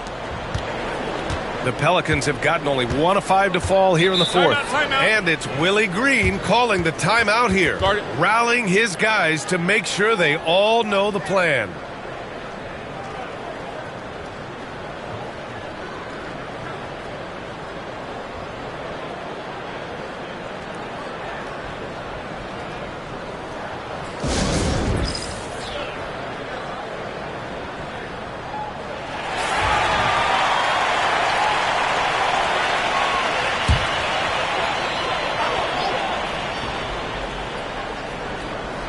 Here's McCollum.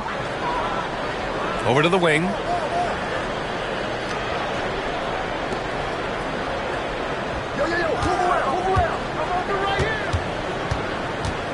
Shot clock at 6. No good, and they can't put it into the drought. Yeah, they just can't seem to end the drought no matter where they shoot it from. And, you know, they've got to be careful because this is when the team concept breaks down and guys start playing hero ball. Now here's Wagner. No good from 11 feet. 1:44 left to play in the fourth quarter. Williamson against Caldwell Pope. Back to Williamson. From 7, McCollum outside, and it goes out of bounds. Last touch by Williamson. And the distance between the point totals for these teams tells the whole story. Just a fantastic effort, and you have to give it up for the Magic. They made a point to get some good looks. Yes, they were able to pound the ball inside. I love it. And so they'll chalk up another win and put themselves at 31 wins on the year. And give this team credit. So difficult to sweep a team in the NBA, but they won both meetings this season against the Pelicans. And of all the highlights and performances we've seen here tonight, the one thing that stands out is what an unbelievable night it's been for Cole Anthony. An unbelievable scoring performance. He absolutely took over and never let up. Here's Olynyk. The Magic making their last shot. For 3, McCollum. No good there. And here's Wagner. Pass to Caldwell Pope. Back to Wagner. Banchero right side. Nails it from beyond the arc. And the Magic lead by 20. And guys, that's got to be the dagger. This is how you finish a game. Yeah, what a time to put the hammer down. Any hope of a comeback? Diminished. To the middle. To the right side. Wagner with a steal. And the Magic pushing it up now. Pass to Banchero. Now here's Carter. At 6'10" and 270 lbs, Carter Jr. is 2 handfuls inside, which is why defenders often foul him.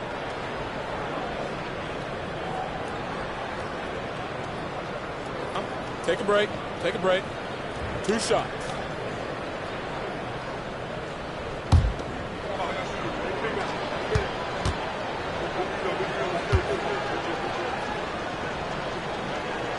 And the first one at the line is good.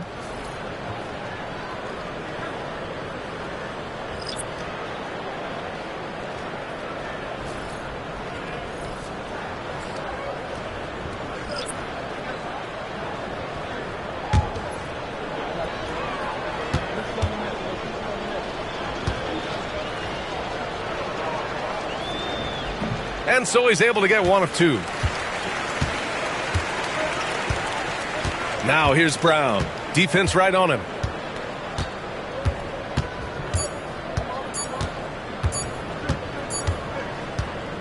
So no problem for Orlando as they get the win. To walk into enemy territory and deliver a performance like that, that says a lot about this squad.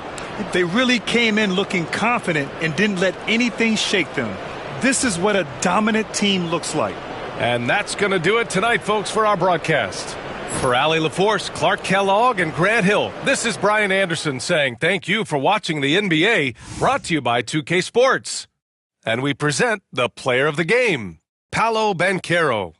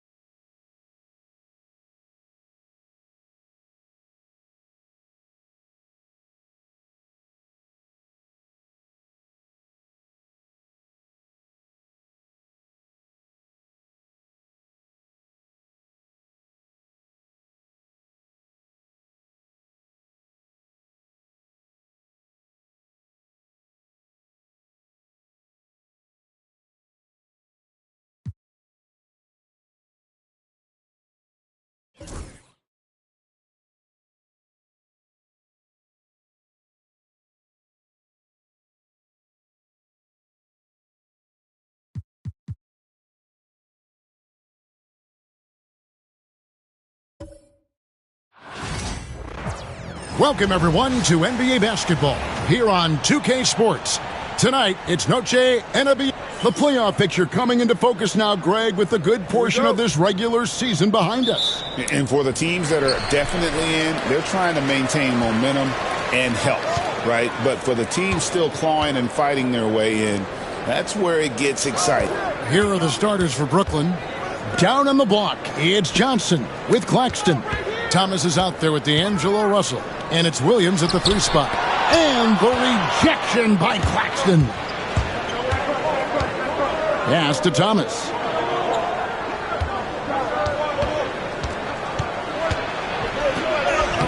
Played in with a nice touch off the glass.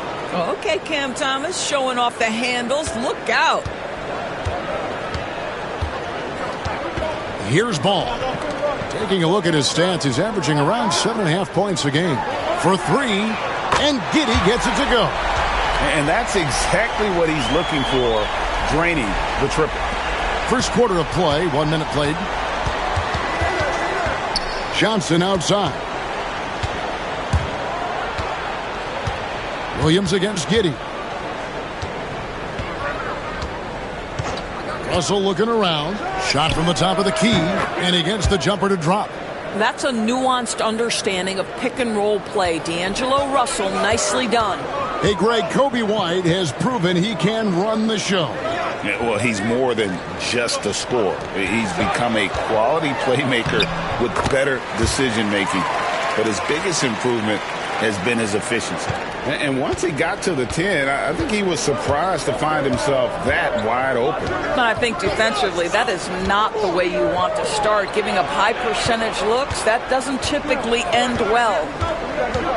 Shot from 16. Thomas, no luck. You almost have to assume he's going to knock those down when he is that open. Giddey kicks the ball. White down low. Thomas is on him. And there is White. And that's good on the assist from Ball. And love the commitment from White. Took the bump, went up strong, and rewarded with 2 points. Johnson outside. The 3. Rebounded by Vucevic.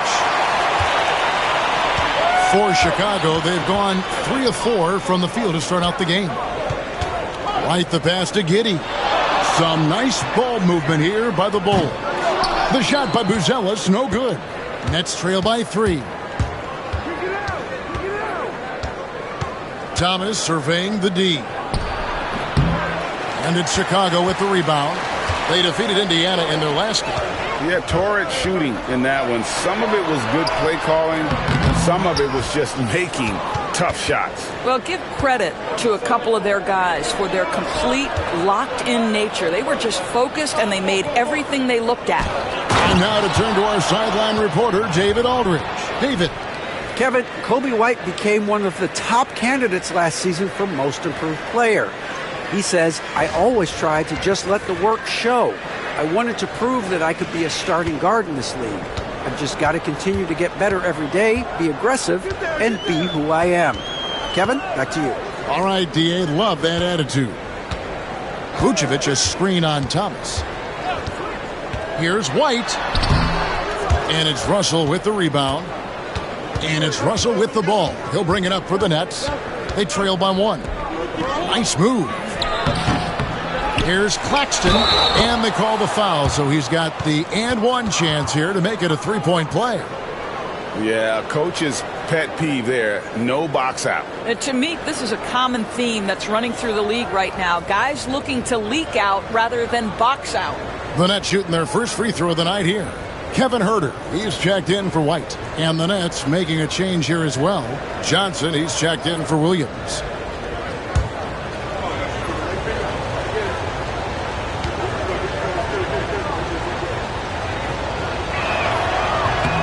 And that one falls for Claxton.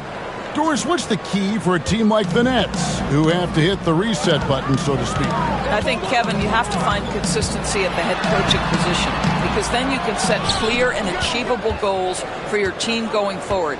You set a style of play, commit to it, and just build year by year, game by game. Russell. Great D that time from Vucevic. Chicago has gone 1 of 2 from long range in the first quarter. Pass to Buzelis.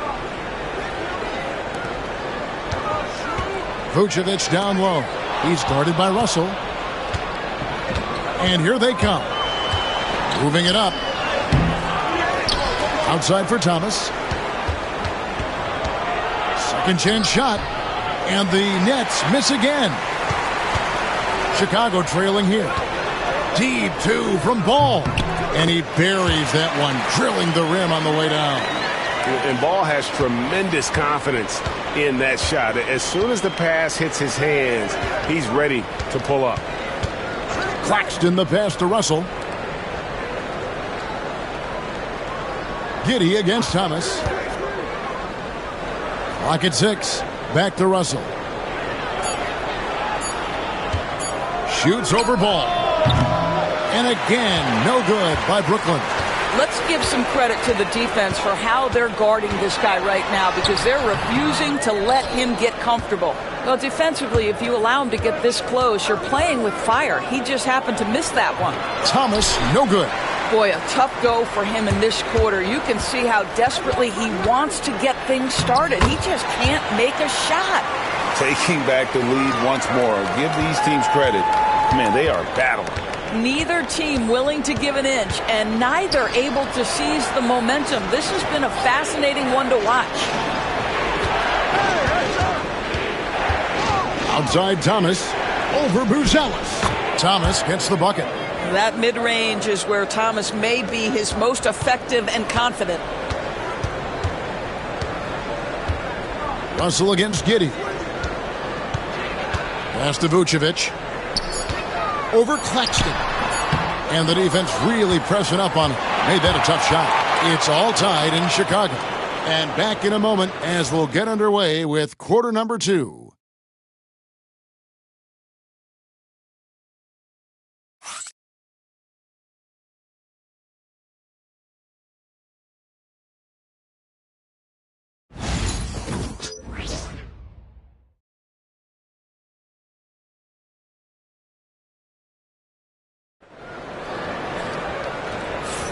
And we return to the second quarter, and no Latina. Specialized jerseys on display.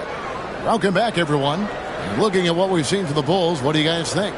They just came into this game with the mindset of sharing the basketball. When you keep everyone involved at the offensive end, it keeps everyone engaged in other areas as well. Here's Johnson. Scoreless thus far. On the court right now, second quarter starting for the Nets. We've got Johnson. Also Williams out there. Wilson out there with Sharp. And it's Clowney in at the four-man position. Oh, and he went for the two-hander on the slam, using some muscle. Some urgency from him there. Sure. Screen by Smith. To the middle. And it's Smith finishing it off. That's really impressive movement from Jalen Smith. Set the screen, get to the hoop. For the Nets, they come into this one following a loss to Cleveland. Yeah, I mean, on the road, tough environment. They were right there, but just missed some key shots. You know what? Playing on the road is always challenging. It requires a level of energy and focus. You've got to match what the home team gives you, and they didn't do it. Here's White. And foul on the shot, so he'll get a chance at the line. Well, Doris, both you and I had the honor of being in that 2020 bubble in Florida. Any memories from Orlando? I think, Kev, just how unique the setting was, and I have to give some props to the players. No fans, no normalcy, away from their families for extended periods, and yet they were able to lock in and give us some incredible moments. And that one falls for White. And when you talk to people about the Bulls, GA, Michael Jordan's shadow still looms large over this team and organization. And, Kevin, they haven't won a championship before or since he was in Chicago. They've had plenty of good players, Derrick Rose, an MVP, Jimmy Butler as well, but the results haven't been there. And he can't hit the second. The athleticism and blinding speed White possesses is impressive. This guy plays with a lot of moxie. Boy, when he's this deep, it's going to be tough to stop him, especially with a smaller defender. Bulls trail by 3. Jones looking for an opening. Johnson with the rebound. For Brooklyn, they've gone a nice 3 of 3 to start the second. And now approaching 2 minutes of action here in the second quarter. It's stolen by Jones.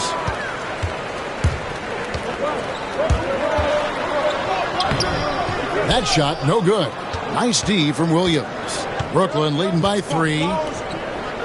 Back to Johnson. Pass to Sharp. Nets passing it around. And contact on the shot, so he'll be shooting free throws here.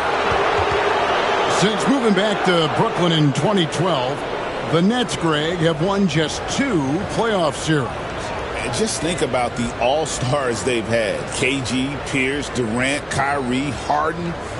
I could name more. The Nets just haven't been able to put it together.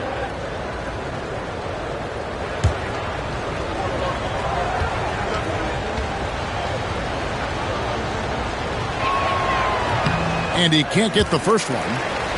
Kevin Huerter, he's checked in for the Bulls. Trendon Watford's checked in for the Nets.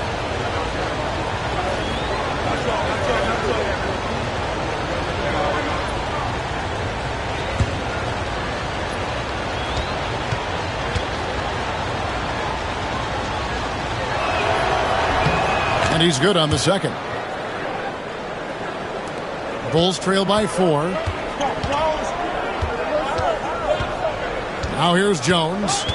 Still yet to score.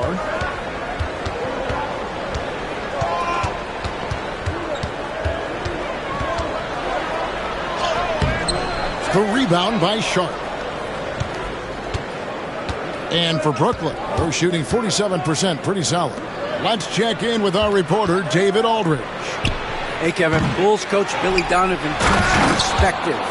He says, I used to come back from a tough road loss, go straight to the office and pull an all-nighter, trying to figure out what went wrong. My highs were too high and my lows were too low. You have to realize so much of it is just luck, the breaks of life.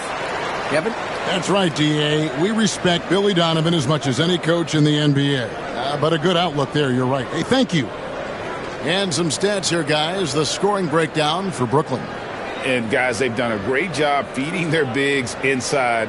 They are just punishing the opposition in the paint. We've also seen them show a willingness to take advantage of the mid-range opportunities. The defense conceding these looks, and they're cashing in. Chicago making some changes. Booz Ellis has checked in for Collins. And Josh Giddey's subbed in for Jones. The Nets also changing it up. Nicholas Claxton comes in for Sharp. And it's Cameron Thomas in for Trendon Watford.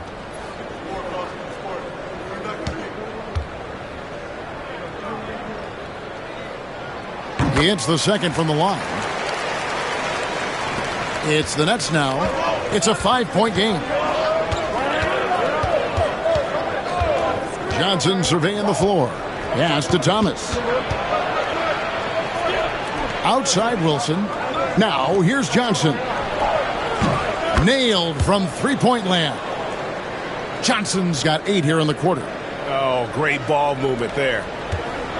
For Chicago, they've gotten only 1 of their first 4 shots in the second quarter to drop. Williams sets a screen for Huerter. It's good. Well, defensively, to me, you've got to do a better job communicating once the screen comes. Nets leading by 6. And here is Johnson. He's got 8. Pass to Clowney. Now Thomas. Shot clock at 6. Rebound by Smith. And mark that one down right there. It's going to be a long time until we see him miss another one like that. Williams kicks to Giddey. Smith outside. Pass to Huerter. In the corner, it's Booz Ellis. Here's Giddey. His shot is good. Scores his 3rd basket in 6 tries. Shooting 50%. Now, this is going to help Josh Giddey's game. Boy, the confidence will rise if he can make these catch-and-shoot opportunities. And Jordi Fernandez has called a timeout. He wants to make some adjustments to the game plan, clearly.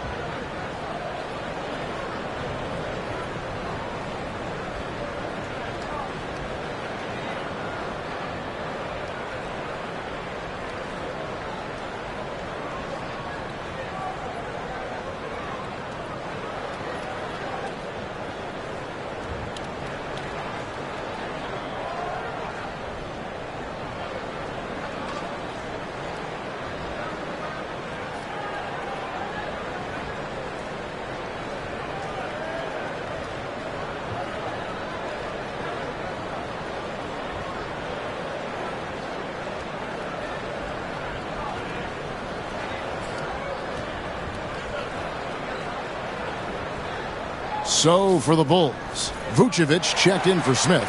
White comes in for Kevin Huerter. And Ball subbed in for Williams.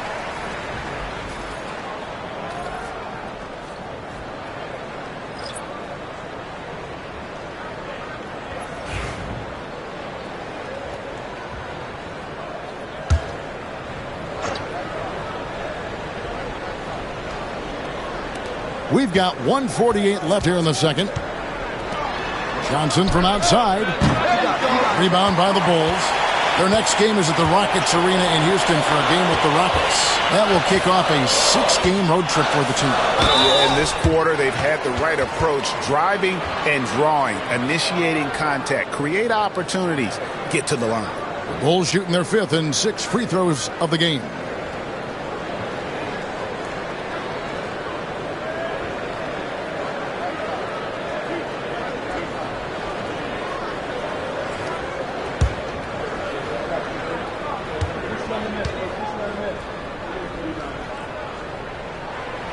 And he knocks down the first one.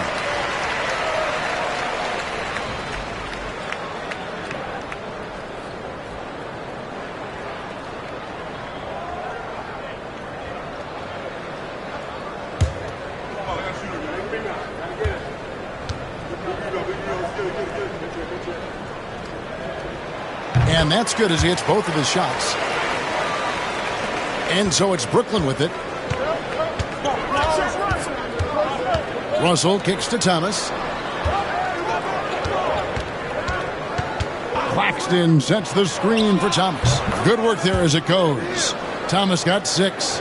If Cam Thomas is playing pick and roll and he's got the ball, you know he wants to play for him. DB thinking about Cam Thomas. When he gets on a roll, he is tough to stop. Kevin, he reminds me a little bit of the microwave Vinnie Johnson back in the days of Detroit. When this guy is hot, get out of his way and let him do his thing. Johnson finds Thomas, shoots over White. Thomas, no good. I'll tell you, it has not been this guy's best night, but the teammates have been there to pick up the slack. Love it. Ball, the pass to Giddey. Here's White. 3-pointer. Rebound, Brooklyn. Russell's got 4 rebounds now tonight. And they haven't been able to turn it into a big lead, but their rebounding advantage is starting to add up. And it's Williams finishing it off. And he can do a lot more damage to the rim than that when he wants to. Oh, you're right. And with the lead they're enjoying, I'm surprised he didn't put a little something extra on that one. Pass to White. And here's Vucevic. Claxton covering. And again, no good by Chicago. And so it's Brooklyn with a 6-point lead at the end of the quarter. They've been playing some ferocious defense. And now let's catch up with David Aldridge, who's standing by from the sideline. All right, Dave. Thanks very much. Coach, a slow start for this team. What has to change as you work your way back? Well, we didn't shoot the ball particularly well in the first quarter at all. Thank God we got to the free throw line some, which helped. But I think we could do a better job defensively. I thought we gave them too many baskets in around the rim.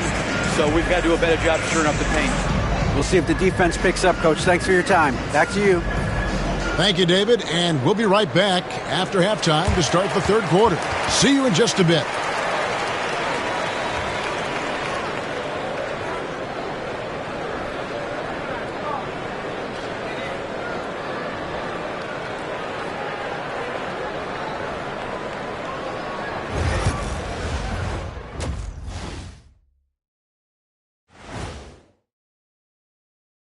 Welcome, everyone, as we dig into the details. Things working out so far for the Brooklyn Nets. Getting points from that second unit was clutch. Depth protects you against injury, but it can also win a game for you. Yeah, and those starters are going to have the fresh legs for the second half. Taking a peek now at the upcoming schedule. And looking at the Rockets matchup, they'll be facing a team that's had a little better year. But this game is winnable if they bring the energy. Oh, they're going to need more than energy, Kenny. There's a talent gap here. And that is it for halftime, folks. It is back to Kevin Harlan and the crew for the second half.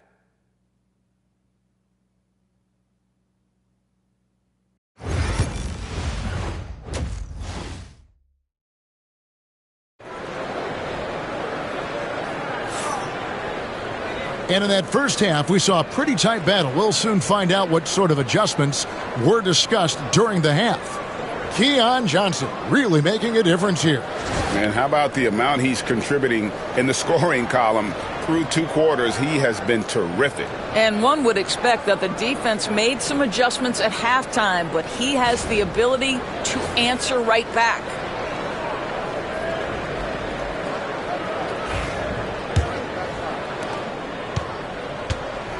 They've got Vucevic.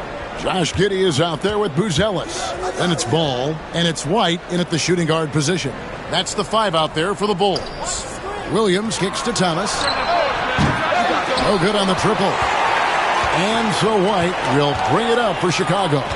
They trail by 6. There's Ball with the 3. Traps in the tray. Ball's got his 3rd bucket of the night. I tell you, it's unorthodox to watch, but Ball shoots the ball with tremendous rhythm and confidence from beyond. Outside Williams. Let's go. And he sinks that one, hitting the back of the rim on the way in. And the Nets lead by 5. And Chicago shooting around 41% on the night. It's White on the wing. Pass to Giddey. And here's White. Lets it go from deep. And again, it's the Bulls from deep. Yeah, that's back-to-back threes. The D just seems to be slacking off a little bit. Claxton with it. Looks for Thomas. Gets it to him. It's good. Thomas got 8 points. And defensively, they are on their heels every time the ball comes inside. Ball, the pass to Vucevic. Now White. Pass to Giddey. Outside, White. Vucevic setting the pick for White. Shot clock at 5. To the paint. And the rejection by Claxton. Inside. And that'll be 2 free throws coming up. Officials on the call with the foul. It's going to go on Buzelis. You know what's interesting to me about Cam Johnson? He comes into the league with a reputation strictly as a sweet shooter. The fact is he's proven to be much more than that. It's his first trip to the line. This season, 88% on the line, so he has been in a comfort zone.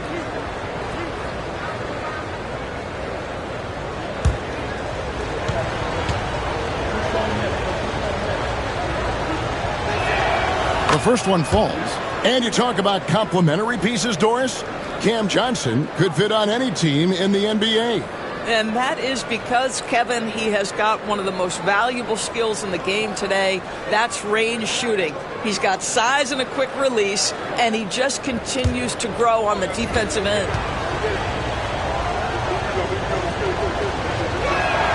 And that one goes in. 2 from the line that time. This is about the last guy you want to send to the stripe right now. They keep fouling him, and he keeps making them.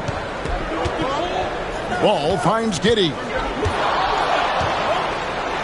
And he takes that one up and powers it through. And you know what? Highlights don't get any more spectacular than that one. Russell passes to Claxton. Williams with the ball. That one, no good. Here's Giddey. Excellent D there from Williams. Nets leading by 4. Pass to Claxton. Johnson outside. Williams scanning the floor. Johnson outside. Over Buzelis. And again, no good by Brooklyn. And it's Ball penetrating. And then Buzelis with the dunk. Well, known for being a terrific passer, he shows you right there. Case in point. The Nets have gone 2 of 5 shooting here in the third quarter. Johnson, wide open, he fires. The basket is good off the assist from Williams. The catch and shoot is exactly what you're looking for. Cam Johnson, one of the best shooters in the league. A little under 2.5 minutes off the clock now here in the third. Here's Buzelis. Trying to answer back, but that three is off the mark. Thomas passes to Johnson. And he gets the whistle for the 3-second call. Taking a look here at some of the numbers for Josh Giddey. And with the rise in his true shooting percentage these past 10 games, it's clear that he is feeling very good about the state of his game. We'll see if he has another steady performance in him here tonight. Patrick Williams, he's checked in for Chicago. Jones comes in for Lonzo Ball. Wilson, he's checked in for the Nets. Johnson comes in for Russell. It's White on the wing. He's guarded by Williams. And the Bulls with another miss. Nets leading by 5. Wilson with it. Looking at his numbers, he averages a bit over 9 points a game. A moment here to check out the numbers for Johnson. He's really stood out for them over the past month. He's around 18 points per game, 3 assists and 4 rebounds. He's been nothing short of fantastic during that stretch. Offense coming very easily for him. And so much of it to me is his ability to read the floor, make the right decision, and then go right after the action he wants.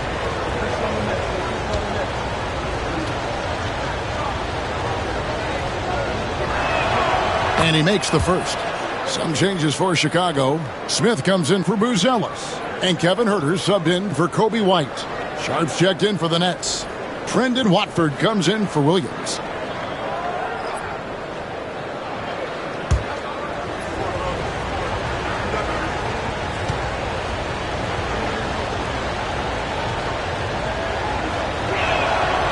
Good on both. Bulls trail by 7. 1:46 left in the third quarter. Sharp against Vucevic. Got a piece of it. Smith kicks to Huerter. Shoots over Johnson. And again, Chicago. No good. Nets leading by 7. Watford passes to Johnson. Screened by Watford. Shoots the 3. Cameron Johnson. And that's good. Johnson's got 2 now from beyond the arc in the third for the Nets. They need a bucket in a big way here to regain some confidence. Now Jones. He has yet to score. No one near Huerter as he lets it fly. And right away they match it with a 3-pointer of their own. And an eye for an eye. Both teams working to stretch the floor. Well, that 3-point shot just gives you so much room to operate on the offensive end. Johnson.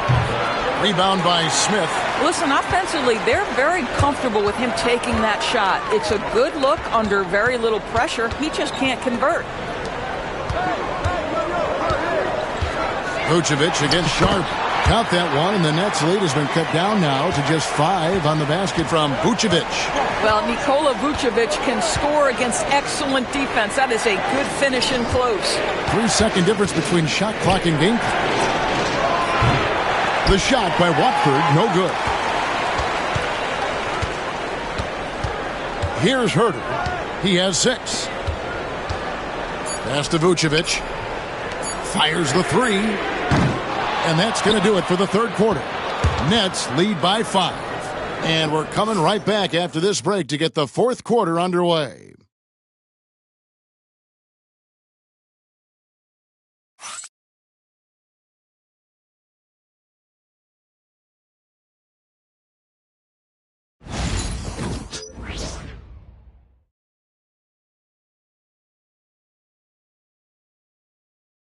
And let's take now this moment to bring up our State Farm assist of the game. Yeah, an easy choice tonight. Look at the precision on this pass. Put it on a platter for him. And when you're the beneficiary of a pass that good, you better deliver, and he did just that.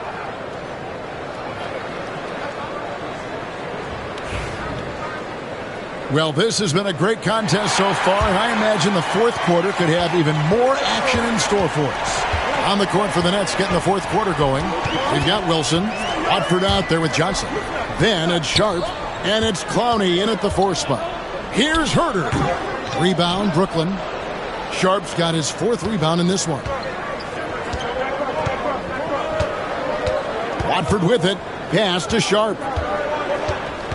Outside Wilson. Takes a 3. Rebound by Smith. Smith's got 4 rebounds in this game. It'll go, and the Nets' lead is cut to just 3 points on the basket from Herter.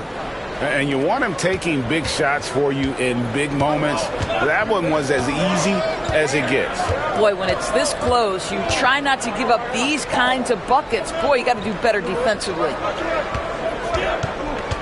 Pass to Clowney. Nice ball movement by Brooklyn. And here's Johnson outside. Sinks the triple. Not shy from outside. There's no doubt about that. Spreading the floor and getting them up. Jones kicks to Williams. Herter on the wing. Williams a screen on Johnson. The open shot. Herter. And a little luck that time, but it drops. Herter's got 4 this quarter. Final quarter here, and we're just over a minute and a half through it. Pass to Wilson.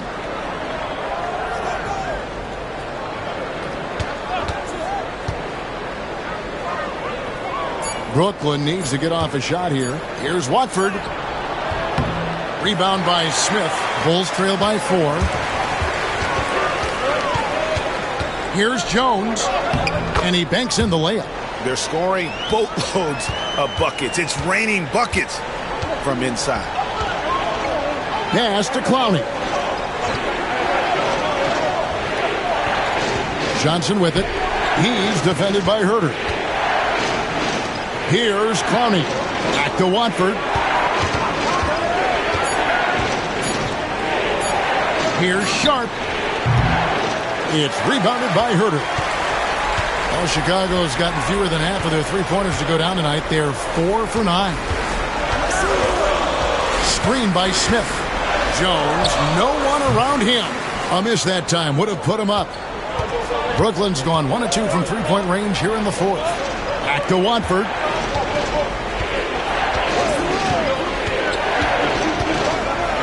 Pass to Clowney. Down low. And then Sharp with the dunk. Oh, reversed it home. That was pretty. Agreed. The agility on display. And the timeout called here by Billy Donovan. Wants to make sure everybody's coordinated and intent.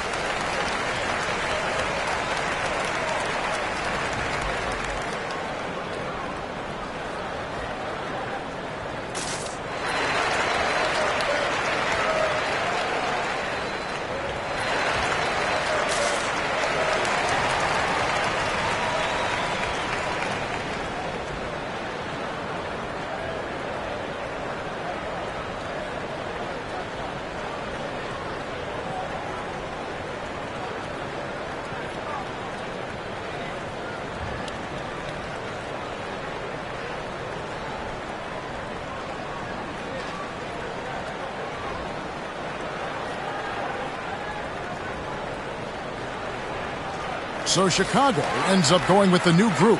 And with an update from the sidelines, Let's check in with David Aldridge. Hey, Kevin, during that last break, I heard Billy Donovan talking to his team.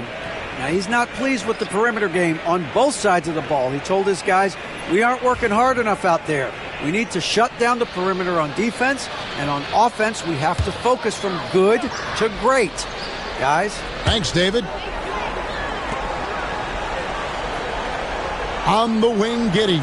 He's guarded by Williams. White looking around. Drills it from outside. And you have got to honor White on the perimeter. Once he gets comfortable from there, it's going to be bad news for the defense. We've played just over 3.5 minutes now in the fourth quarter. Pass to Thomas. 4 on the shot clock. That shot misses. White with the defensive effort. Now Buzelis is guarded by Johnson. We've seen some great competition in this one. Yeah, 7 already in the game, and I think it shows you how well these two teams match up with one another.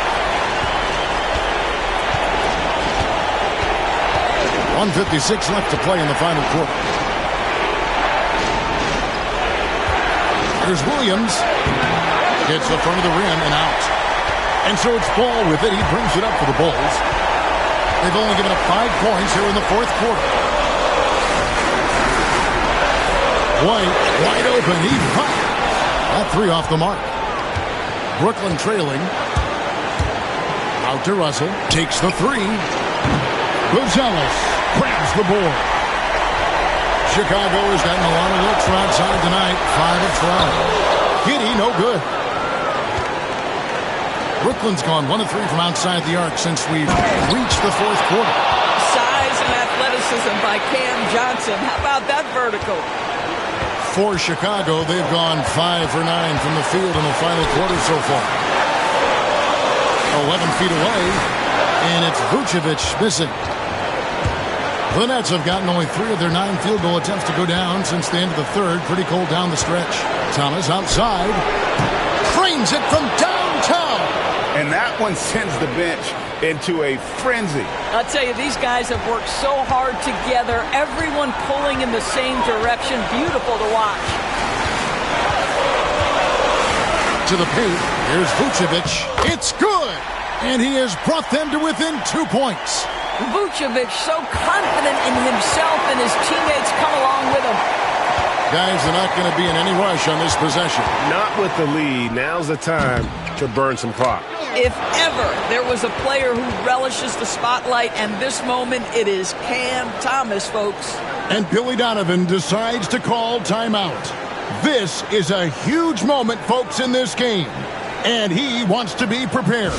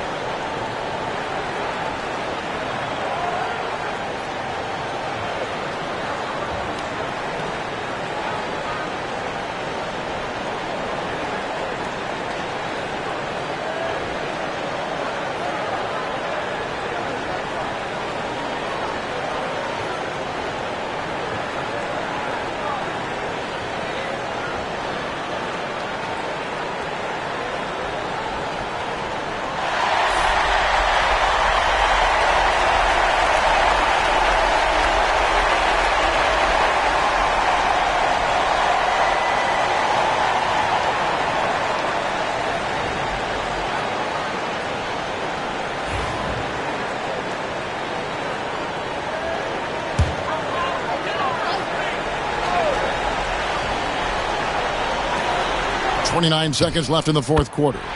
places one from three. Absolutely no fear in this young fella. When the game is close, you want the ball in Ball's hands. And so they foul intentionally.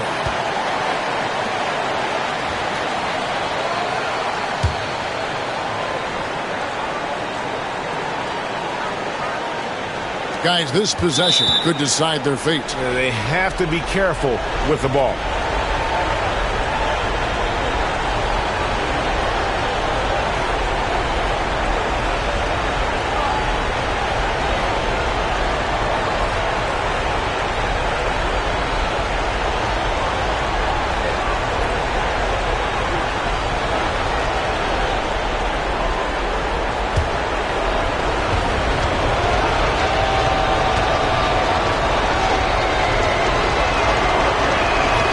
First free throw is good, and that will put them up by 2.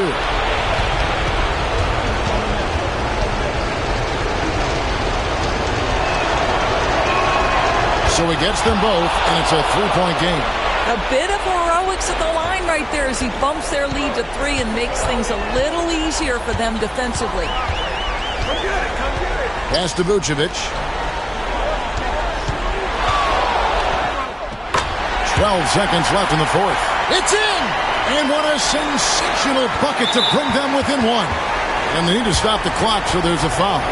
Had to foul, and on that occasion to stop the clock. That's the enemy in this situation.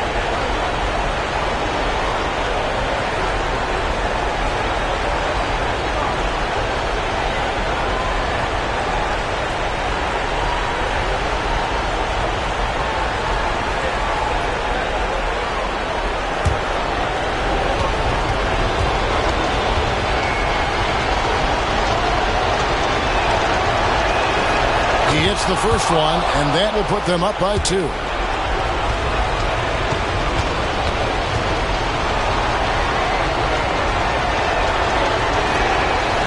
And he is unable to get the second one. Now here's Giddey. Ball sets a screen for Giddey to win it. Oh, the all-or-nothing shot, no good. And so it's Brooklyn who scrapes by with the win. This win, such a tremendous emotional boost for them. Really an accomplishment and crazy finish to take a road game like this and simply deflate an entire building. And that about wraps it up. For Doris Burke, David Aldridge, Greg Anthony, and the rest of our terrific 2K Sports crew, this is Kevin Harlan saying thanks for watching. And as we leave you, we give you our player of the game, Cam Thomas.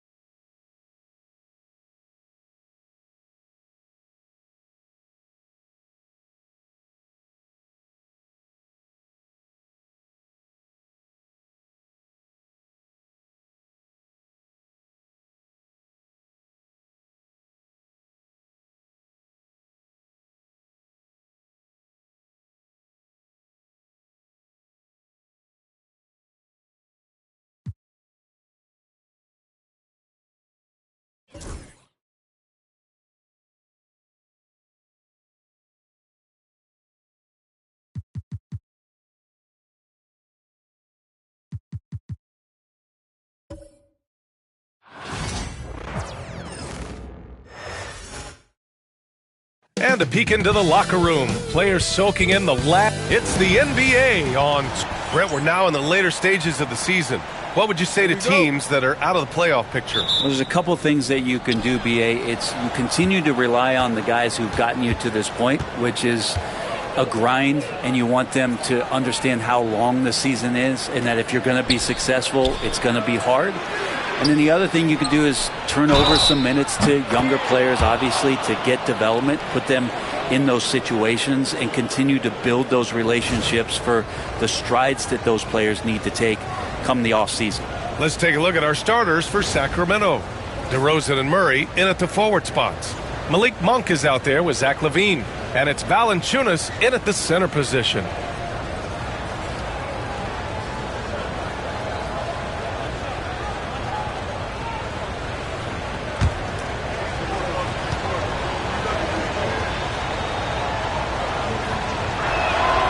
And when you look back at the 2023 draft, the Warriors got great value out of their picks. Yeah, I mean, they got Podziemski with the 19th pick, a versatile player who impacts the game at both ends. And they also got Trace Jackson-Davis late in the second round.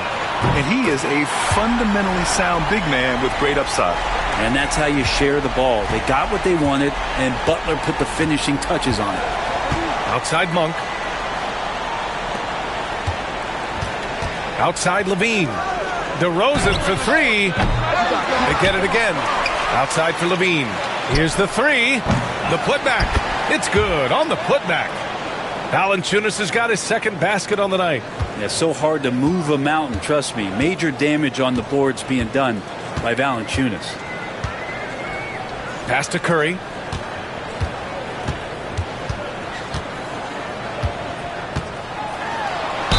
And he'll draw the foul. He'll head to the line for two. Malik Monk picks one up. Well, Brent, it's been a blessing to watch Stephen Curry in real time.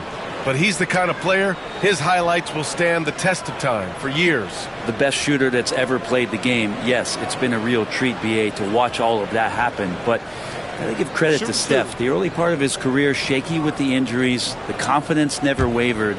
And then all of a sudden, behind these magical hands, the game had changed. First free throw is good. Brent, you could hit the three back in your day, and no doubt, Stephen Curry is the best three-point shooter in league history. What makes him so good from deep? To me, BA, it comes down to the way that Steph goes about his habits in practice. If you ever watch footage of him in pregame warm-ups or in the offseason, there is so much variability in what he does in terms of preparing his feet and hands to shoot the basketball. There's no one that practices the way that Steph does, and there's no one that produces the way that he does either. Now here's Murray. He had 9 points in his last time out. Valanciunas passes to Monk. Clock at 6. DeRozan right side. The Warriors pull it in. Probably should have scored there. He usually does. Earlier, Allie LaForce spoke with head coach Steve Kerr. What'd you find out, Allie? He's been working with his assistant coaches, trying to devise a way to contain Zach LaVine. His ability to play well above the rim, coupled with the deep range, makes him a unique challenge to defend. They're going to try to keep him off balance by showing him different looks. Brian? Okay, good stuff. Thank you, Allie. Here's DeRozan, following the score by Golden State. Over Moody. Pass to LaVine. Another shot. Podziemski grabs the board. Now, if you're just tuning in, we've played about 2.5 minutes here in the first. The Kings have gone 2 for 7. A sluggish start. LaVine, good. Yeah, look at LaVine staying active, beating the defense by making a move. Outside Curry. From downtown. Valanciunas with a rebound. Surprising to see him miss here, but they'll be happy with that shot in most possessions. And we're about 3 minutes into this first quarter. Curry against Monk. DeRozan deciding where to go with it. So they take the lead. I like how patient DeRozan can be. I mean, even when the clock is up against him, just real calm and real steady. Pass to Green. Back to Curry. Green, a screen. Rebound by Sacramento. Valanciunas has got 4 rebounds now. Monk against Curry. Ooh, poked away. Oh, it's stolen by Butler. Up top, Curry. That shot off. Great D that time from Murray. Things are going south right now. This is not the type of shooting that his teammates expect from him. It's been an ugly quarter for him. Trying to shoot his way out of it. Might be time to work on the playmaking skills. Now here's Podziemski. Hasn't gotten one to fall yet. The 3 from Curry. Knocks down the triple. I mean, just so easy for Curry to get that 3 off. Beautiful shot. Timeout called. Sacramento.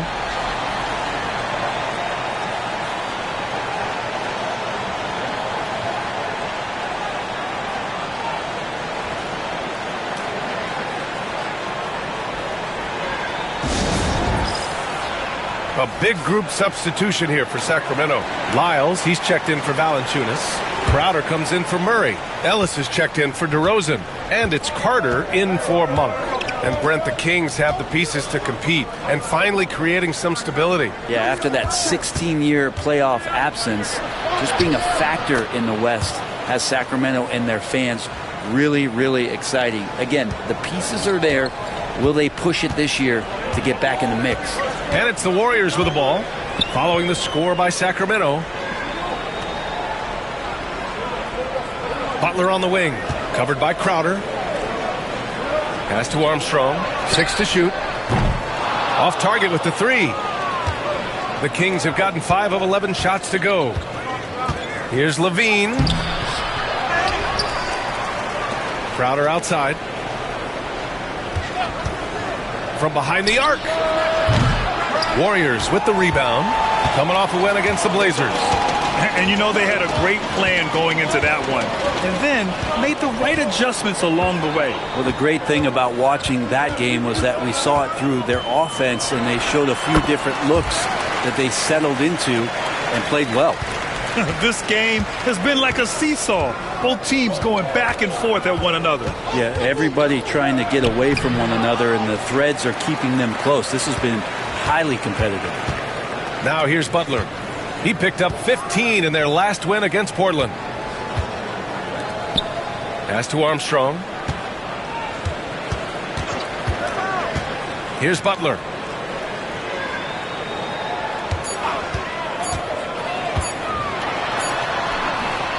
He drains it as the shot clock ticks down. Butler's got 7. One of the more skilled offensive players that is on the floor here tonight. Not an easy fella to hold in check. And at the end of one, a closely contested game so far. Warriors ahead. They lead by 3. And back in a moment as we'll get underway with quarter number 2.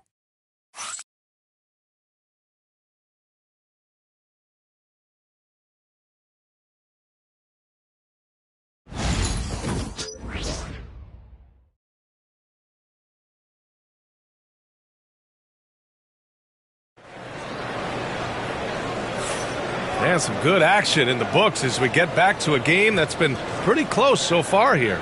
And what do you guys think about the Warriors here in this one? Yeah, just excellent first quarter defense. They've been really getting after it. Just a great job, really, of making the game ugly, trying to muck it up a little bit out there.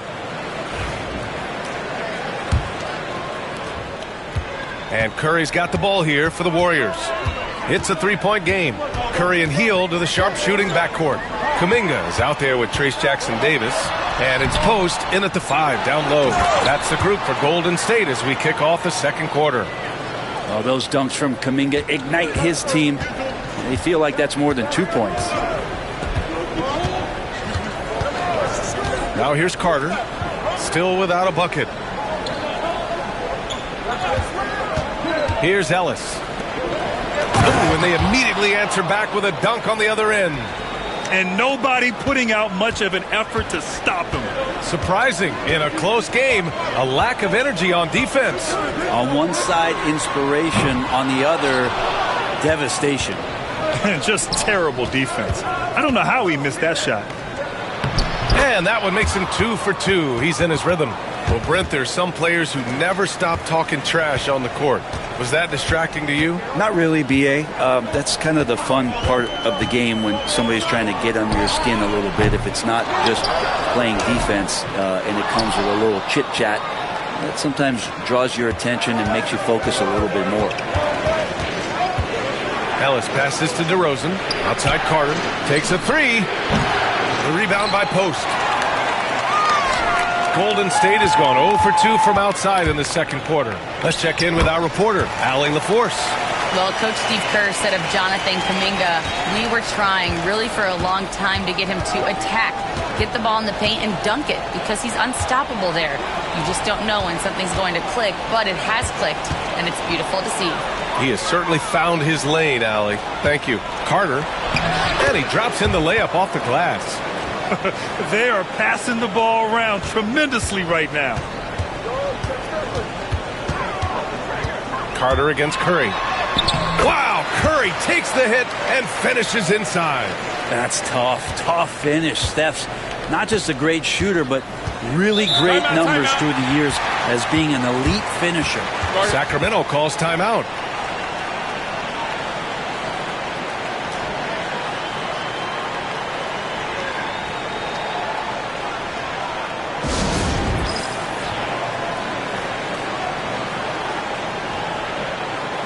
Green's checked in for the Warriors. Pajemski comes in for Kuminga. And Sacramento making a change here.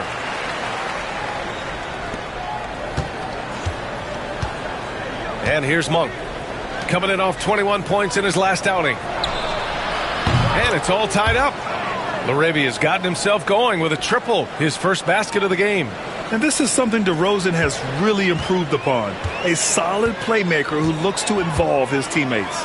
And you look at the Kings, Brent. They've had several name changes over the years of their franchise. Yeah, before becoming the Sacramento Kings, they were the Rochester Royals, and then the Cincinnati Royals, and then the Kansas City Kings, and then all of a sudden, let's get to the West Coast, and here comes the state capital of Sacramento.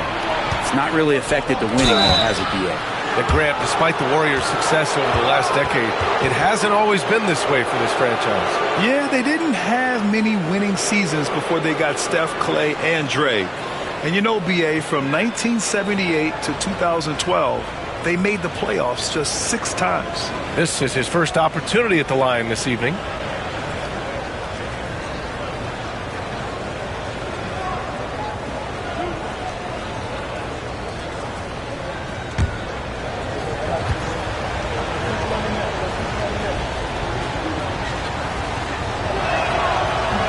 That one's off. One thing this Golden State team does very well is control the offensive glass, Brent. Well, there's been a lot of talk analytically, B.A., about how advantageous it is to come in and swoop through to grab offensive rebounds. Golden State has bought into that philosophy. They also have guys who take a lot of long shots, so that's long rebounds with a better chance of gaining an extra possession. So some smart analytical play here from Golden State in the past couple seasons. Monk usually solid here. Pass to Moody. And here's Butler outside. And it's Butler knocking down the three. Already 7 lead changes. These teams are really going after each other.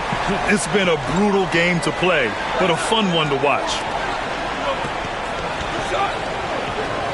DeRozan outside.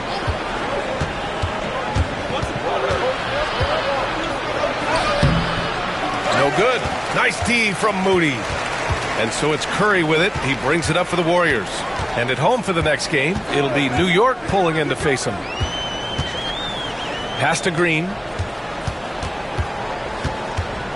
Butler, a screen on Valanciunas. 6 on the shot clock. Outside for Butler. Over Murray. Butler can't get it to go. Well, mid-range is where he makes the money. So when the D's slow to get out on him, always surprising to see him miss from there. Monk against Curry. Monk with it. He's been an offensive weapon for them, scoring around 17.5 points a game. And once again, off the mark by Sacramento. The Warriors leading. Outside Moody.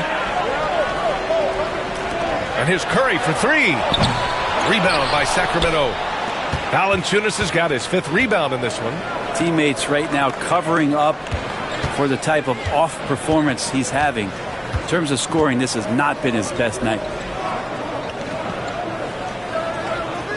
DeRozan right side. Valanciunas controls the rebound and the putback. And that'll tie this game up.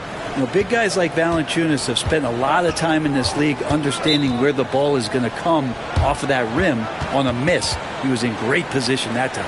And Steve Kerr calls timeout. He's going to talk it over with his guys.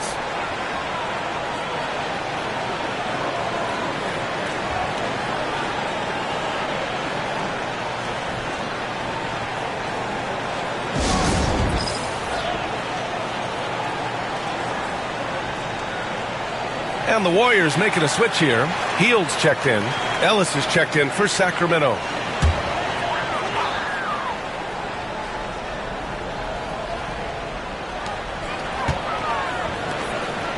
Outside Hield.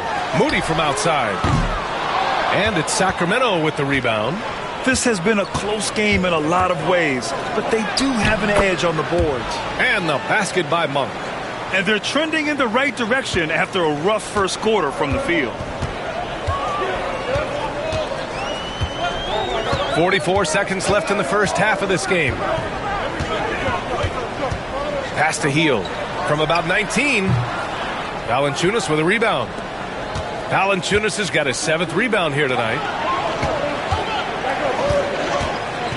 Here's Ellis. 9 points in his last outing. Right side, Levine. Just putting in work. Levine with a strong move and gets rewarded with a trip to the line. First trip to the free throw line for him in this one.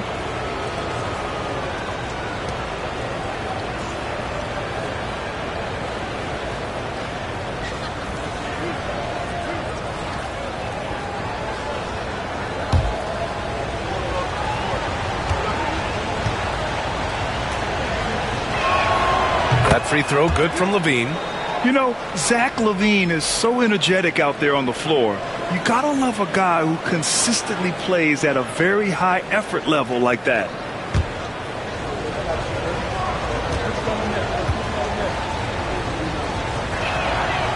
So he picks up just 1 from the line that time. I love it. In attack mode. Drawing foul calls this quarter and getting to the free throw line. Murray against Butler. Shoots from the line. He's off on that one. And the first half comes to an end. We've got a close game going here. The Kings on top, up 3. All right, Allie's ready to go. She's courtside. Hey, Allie. Here with Coach Steve Kerr, your defense struggling to contain them in the first half. How do you remedy it? We got to get back in transition. We got to make them feel us. You know, they're just running anything they want. We've got to at least disrupt the stuff they're trying to do. Thank you, Coach. Allie, as always, thank you. We'll be back right after the break for the third quarter here on 2K Sports.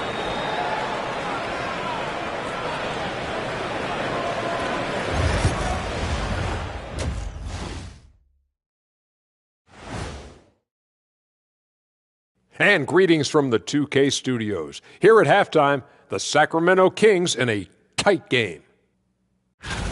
This one looking like it could come right down to the wire, which I believe is a horse racing term. Big fella, you ever been on a horse? Of course, Ernie. They call me the Big Wrangler. Ernie, I just can't imagine what that horse was thinking when it saw Shaq walk up to him. I'm surprised the horse didn't just bolt out of there. Absolutely. And now, guys, let's talk about these Warriors and this close game they find themselves in. A few things for them to focus on. More presence on the backboards, more physicality, maybe a few elbow sandwiches. And maybe the guards need to crack back, get in there and help out.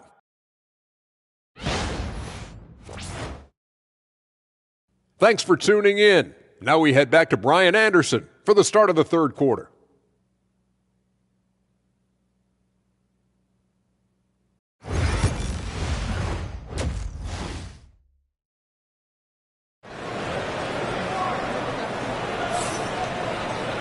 And after a fairly even first couple of quarters, this second half could turn out to be a great one, as both teams trying to gain an edge. Without question, Jimmy Butler displaying his skills today. Can they come up with an answer for him coming out of the half? They have to change something defensively. They're just way too easy out there, and I'm sure coach is going to make that a priority at halftime.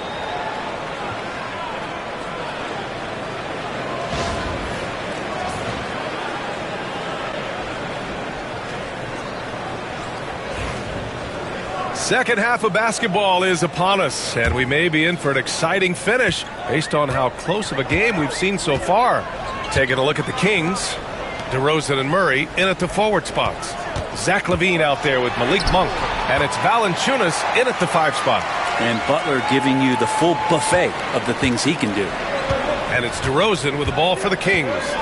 They lead by 1. After this one, they're off to Phoenix to take on the Suns. That'll be the second of 2 games on the road. Valanciunas sets a screen. Ooh, had a nice open look right there. Monk's got his second basket of the night. Well, Monk effective at spacing the floor, and he can fill it up. Outside Pajemski.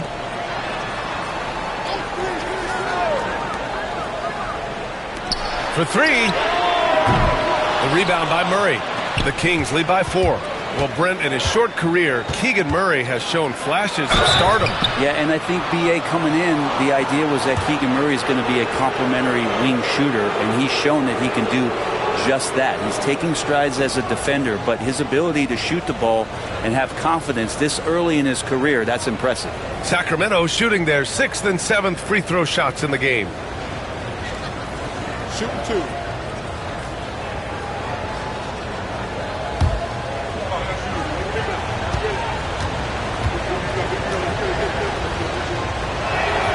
That's good from DeRozan. DeMar DeRozan, an impressive scorer who takes relatively few three-point shots, Greg. Yeah, the arc is not his primary focus. He'd rather pick you apart in the mid-range, but he does it so consistently that the points pile up quick.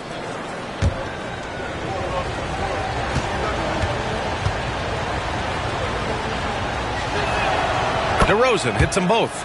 At this point, you might as well go ahead and chalk up the points when he's at the free throw line. Pretty much automatic. Offensively, it's been a struggle for him.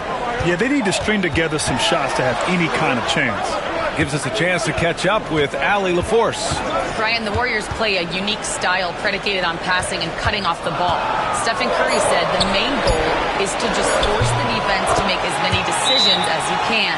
So with all that ball movement and body movement, they're going to mess up at some point. Brian? Well, it helps having a weapon like Stephen Curry. Thanks, Allie. And the Kings call time here. And as we head into this break, the players have an opportunity to replenish their energy with Gatorade as they prepare to go into the final stages of this ball game. Absolutely. Over the course of a game, not to mention over the course of a season, you have to stay hydrated. If you don't, it's amazing how much slower your body is to bounce back. It can have a serious effect on performance, no question.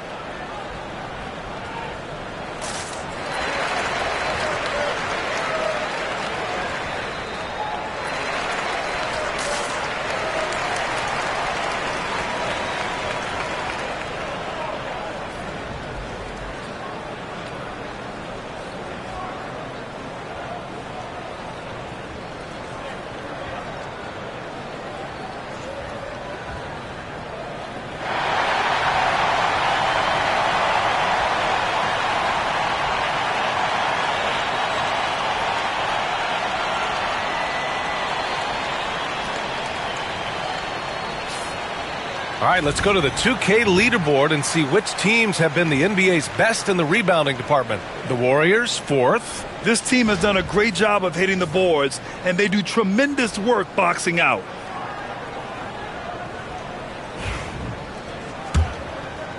Right around a minute and a half played in the third quarter. Outside Levine. Outside Murray. Lets it fly. And Levine with the basket. On the assist by Murray.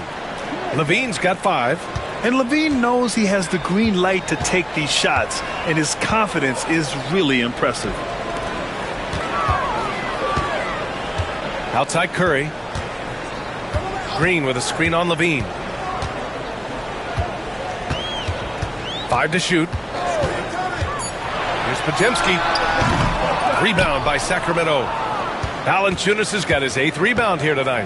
Their strong work ethic has been evident on the glass, really getting after it and being physical. Valanciunas sets a screen. Monk for 3. That shot is off. Warriors trail by 6. Down low. Green, the pass to Curry. Look at Chef Curry cooking it up inside. They just look so overwhelmed inside. You know, that's why they continue to get attacked. Who's watching here? Monk against Curry from deep. And it's Monk missing. The Warriors have gone 3 of 5 from the field in this third quarter. Outside Butler.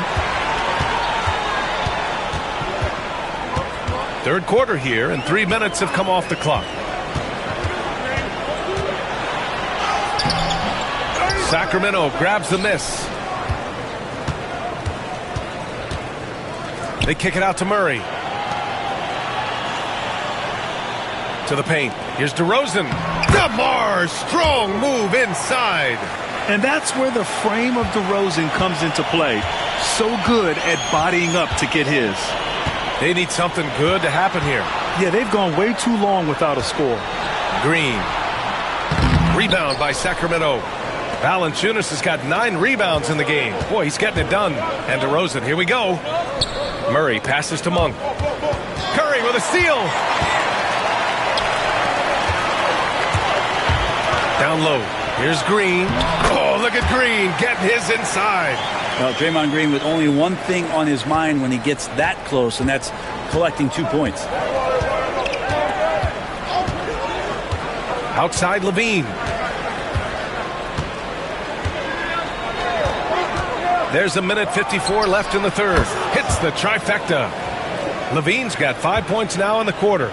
This is what he does. Find space on the perimeter and then sink the 3.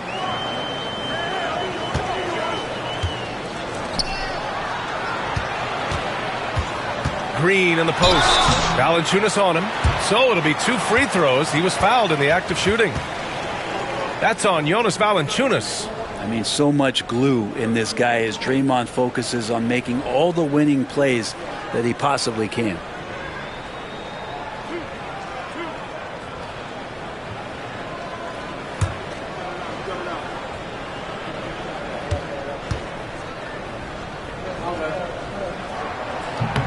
And he knocks down the first one. Grant, when you look at Draymond Green's career, you think he's going to the Hall of Fame? You know, B.A., I believe so. He's won multiple titles, and we know how impactful he has been as a defender and distributor especially. I think we'll see him in Springfield one day. Jonathan Kuminga, he's checked in for the Warriors. Hield comes in for Curry. And both free throws good for Green. And let's talk about Draymond Green for a moment. Certainly one of the most outspoken players in the league, Brent. Well, Draymond has never held back, whether he's talking about his opinion or the way that he sees the game, which is remarkable and a revelation to his intelligence as a defender on the floor. Draymond Green has been special on the defensive end throughout his career. Three-pointer off the mark.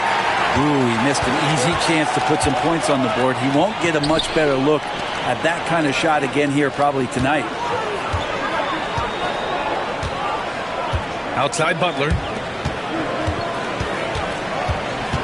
Clock at 6.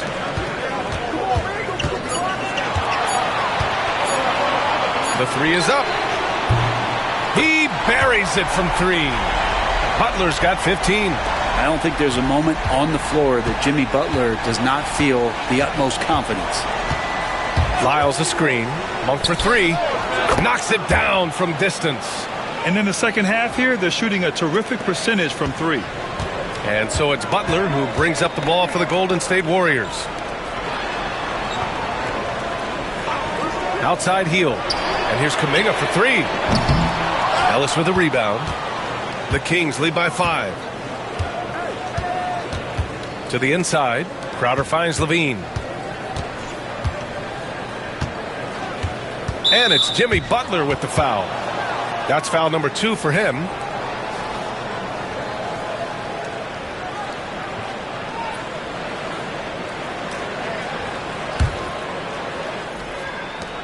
"11 seconds left in the third. Now Levine. Oh, it would have counted had it fallen, but it is offline. And we've reached the end of the third. The Kings on top, up 5. And we're just moments away from the start of quarter number 4. Stay with us.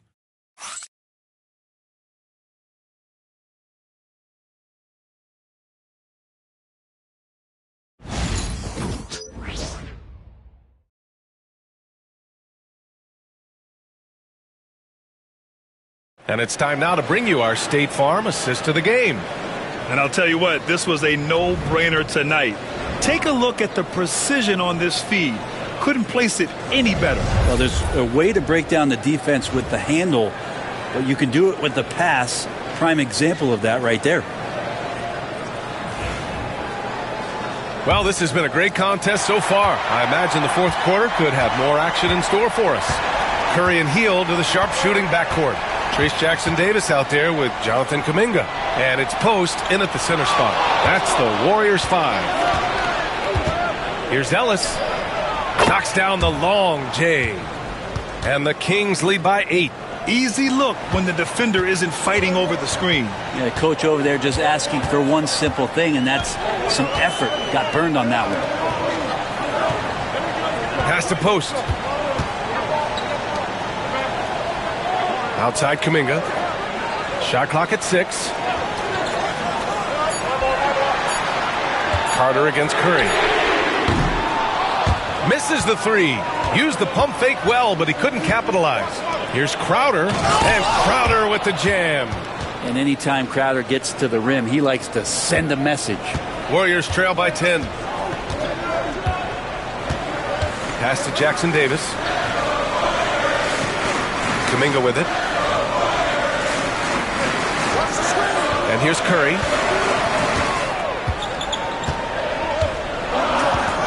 The 3 is up. Rebound by Sacramento. Outside Carter. Here's Ellis. And just about a minute and a half gone by in the fourth.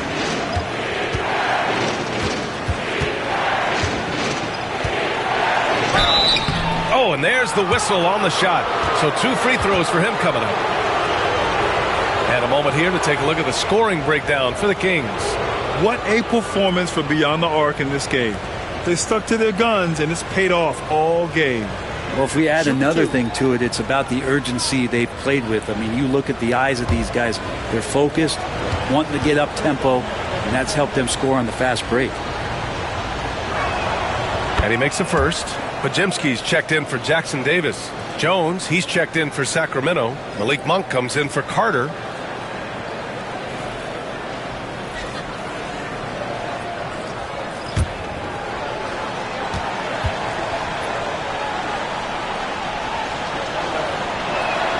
And that's good as he hits both shots.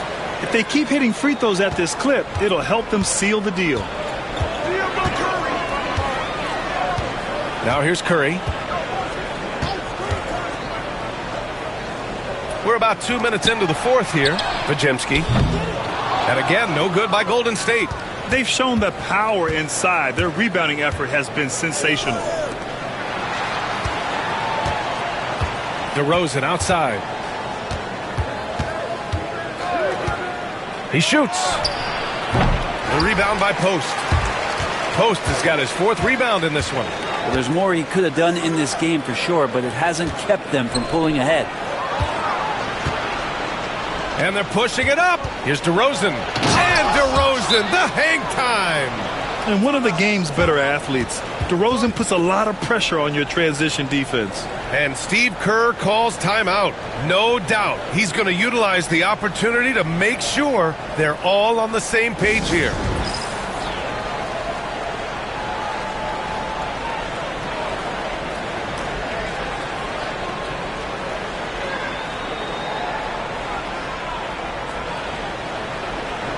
So both teams changing it up here.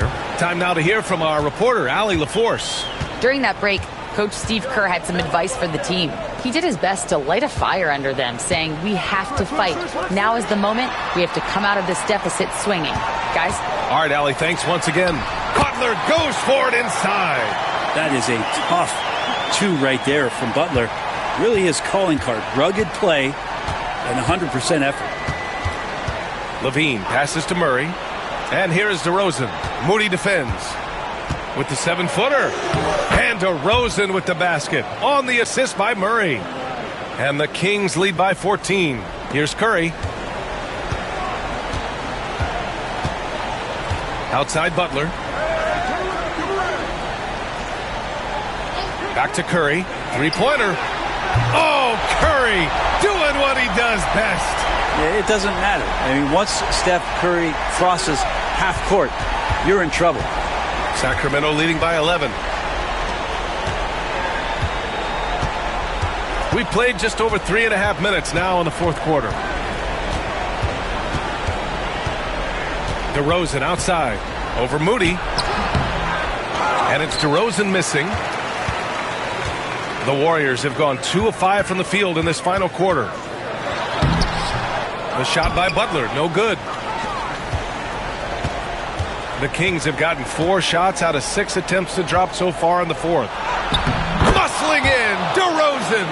And DeRozan, just so crafty on those moves, slips right through the contact for the finish. Here's Curry. Sacramento grabs the miss. Monk's got 4 rebounds now. Pass to Levine. DeRozan right side. Again the miss by DeRozan. And so it's Butler who brings up the ball for Golden State. Oh, Stephen Curry, shot maker extraordinaire. Well, right now Steph is just toying with the defense, and it feels like he is the puppeteer in this basketball game. Pass to Monk. Murray looking around. To the middle. Here's DeRozan. Oh, the block just stops it cold and takes possession.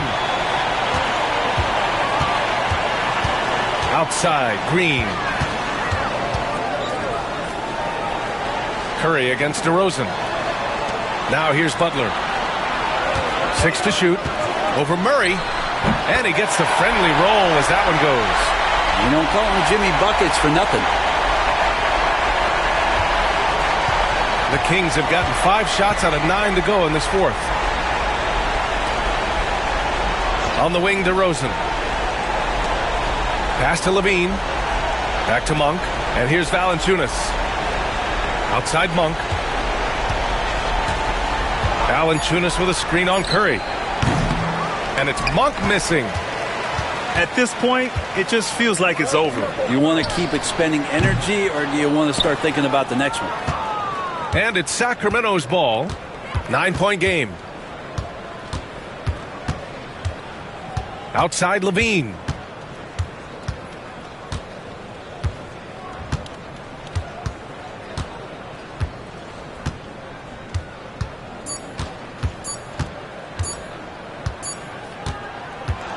So the Kings win it.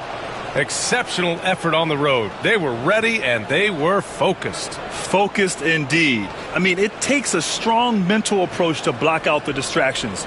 These guys stepped up 100%. Well, now a minute to check in with Allie LaForce. She's courtside. Hey, Allie. Thanks so much. DeMar, a big-time road win for you guys. How were you able to get it done? We came out aggressive, both ends. We knew it was going to be tough. It's a great team. We understood if we came in here, played with the intensity that we know how to play with, we could walk out of here with a victory. You matched that intensity. Congrats on the win. Allie, thank you as always. And that about wraps it up. For Allie LaForce, Grant Hill, and Brent Barry, this is Brian Anderson thanking you for watching tonight's game. So long, everybody.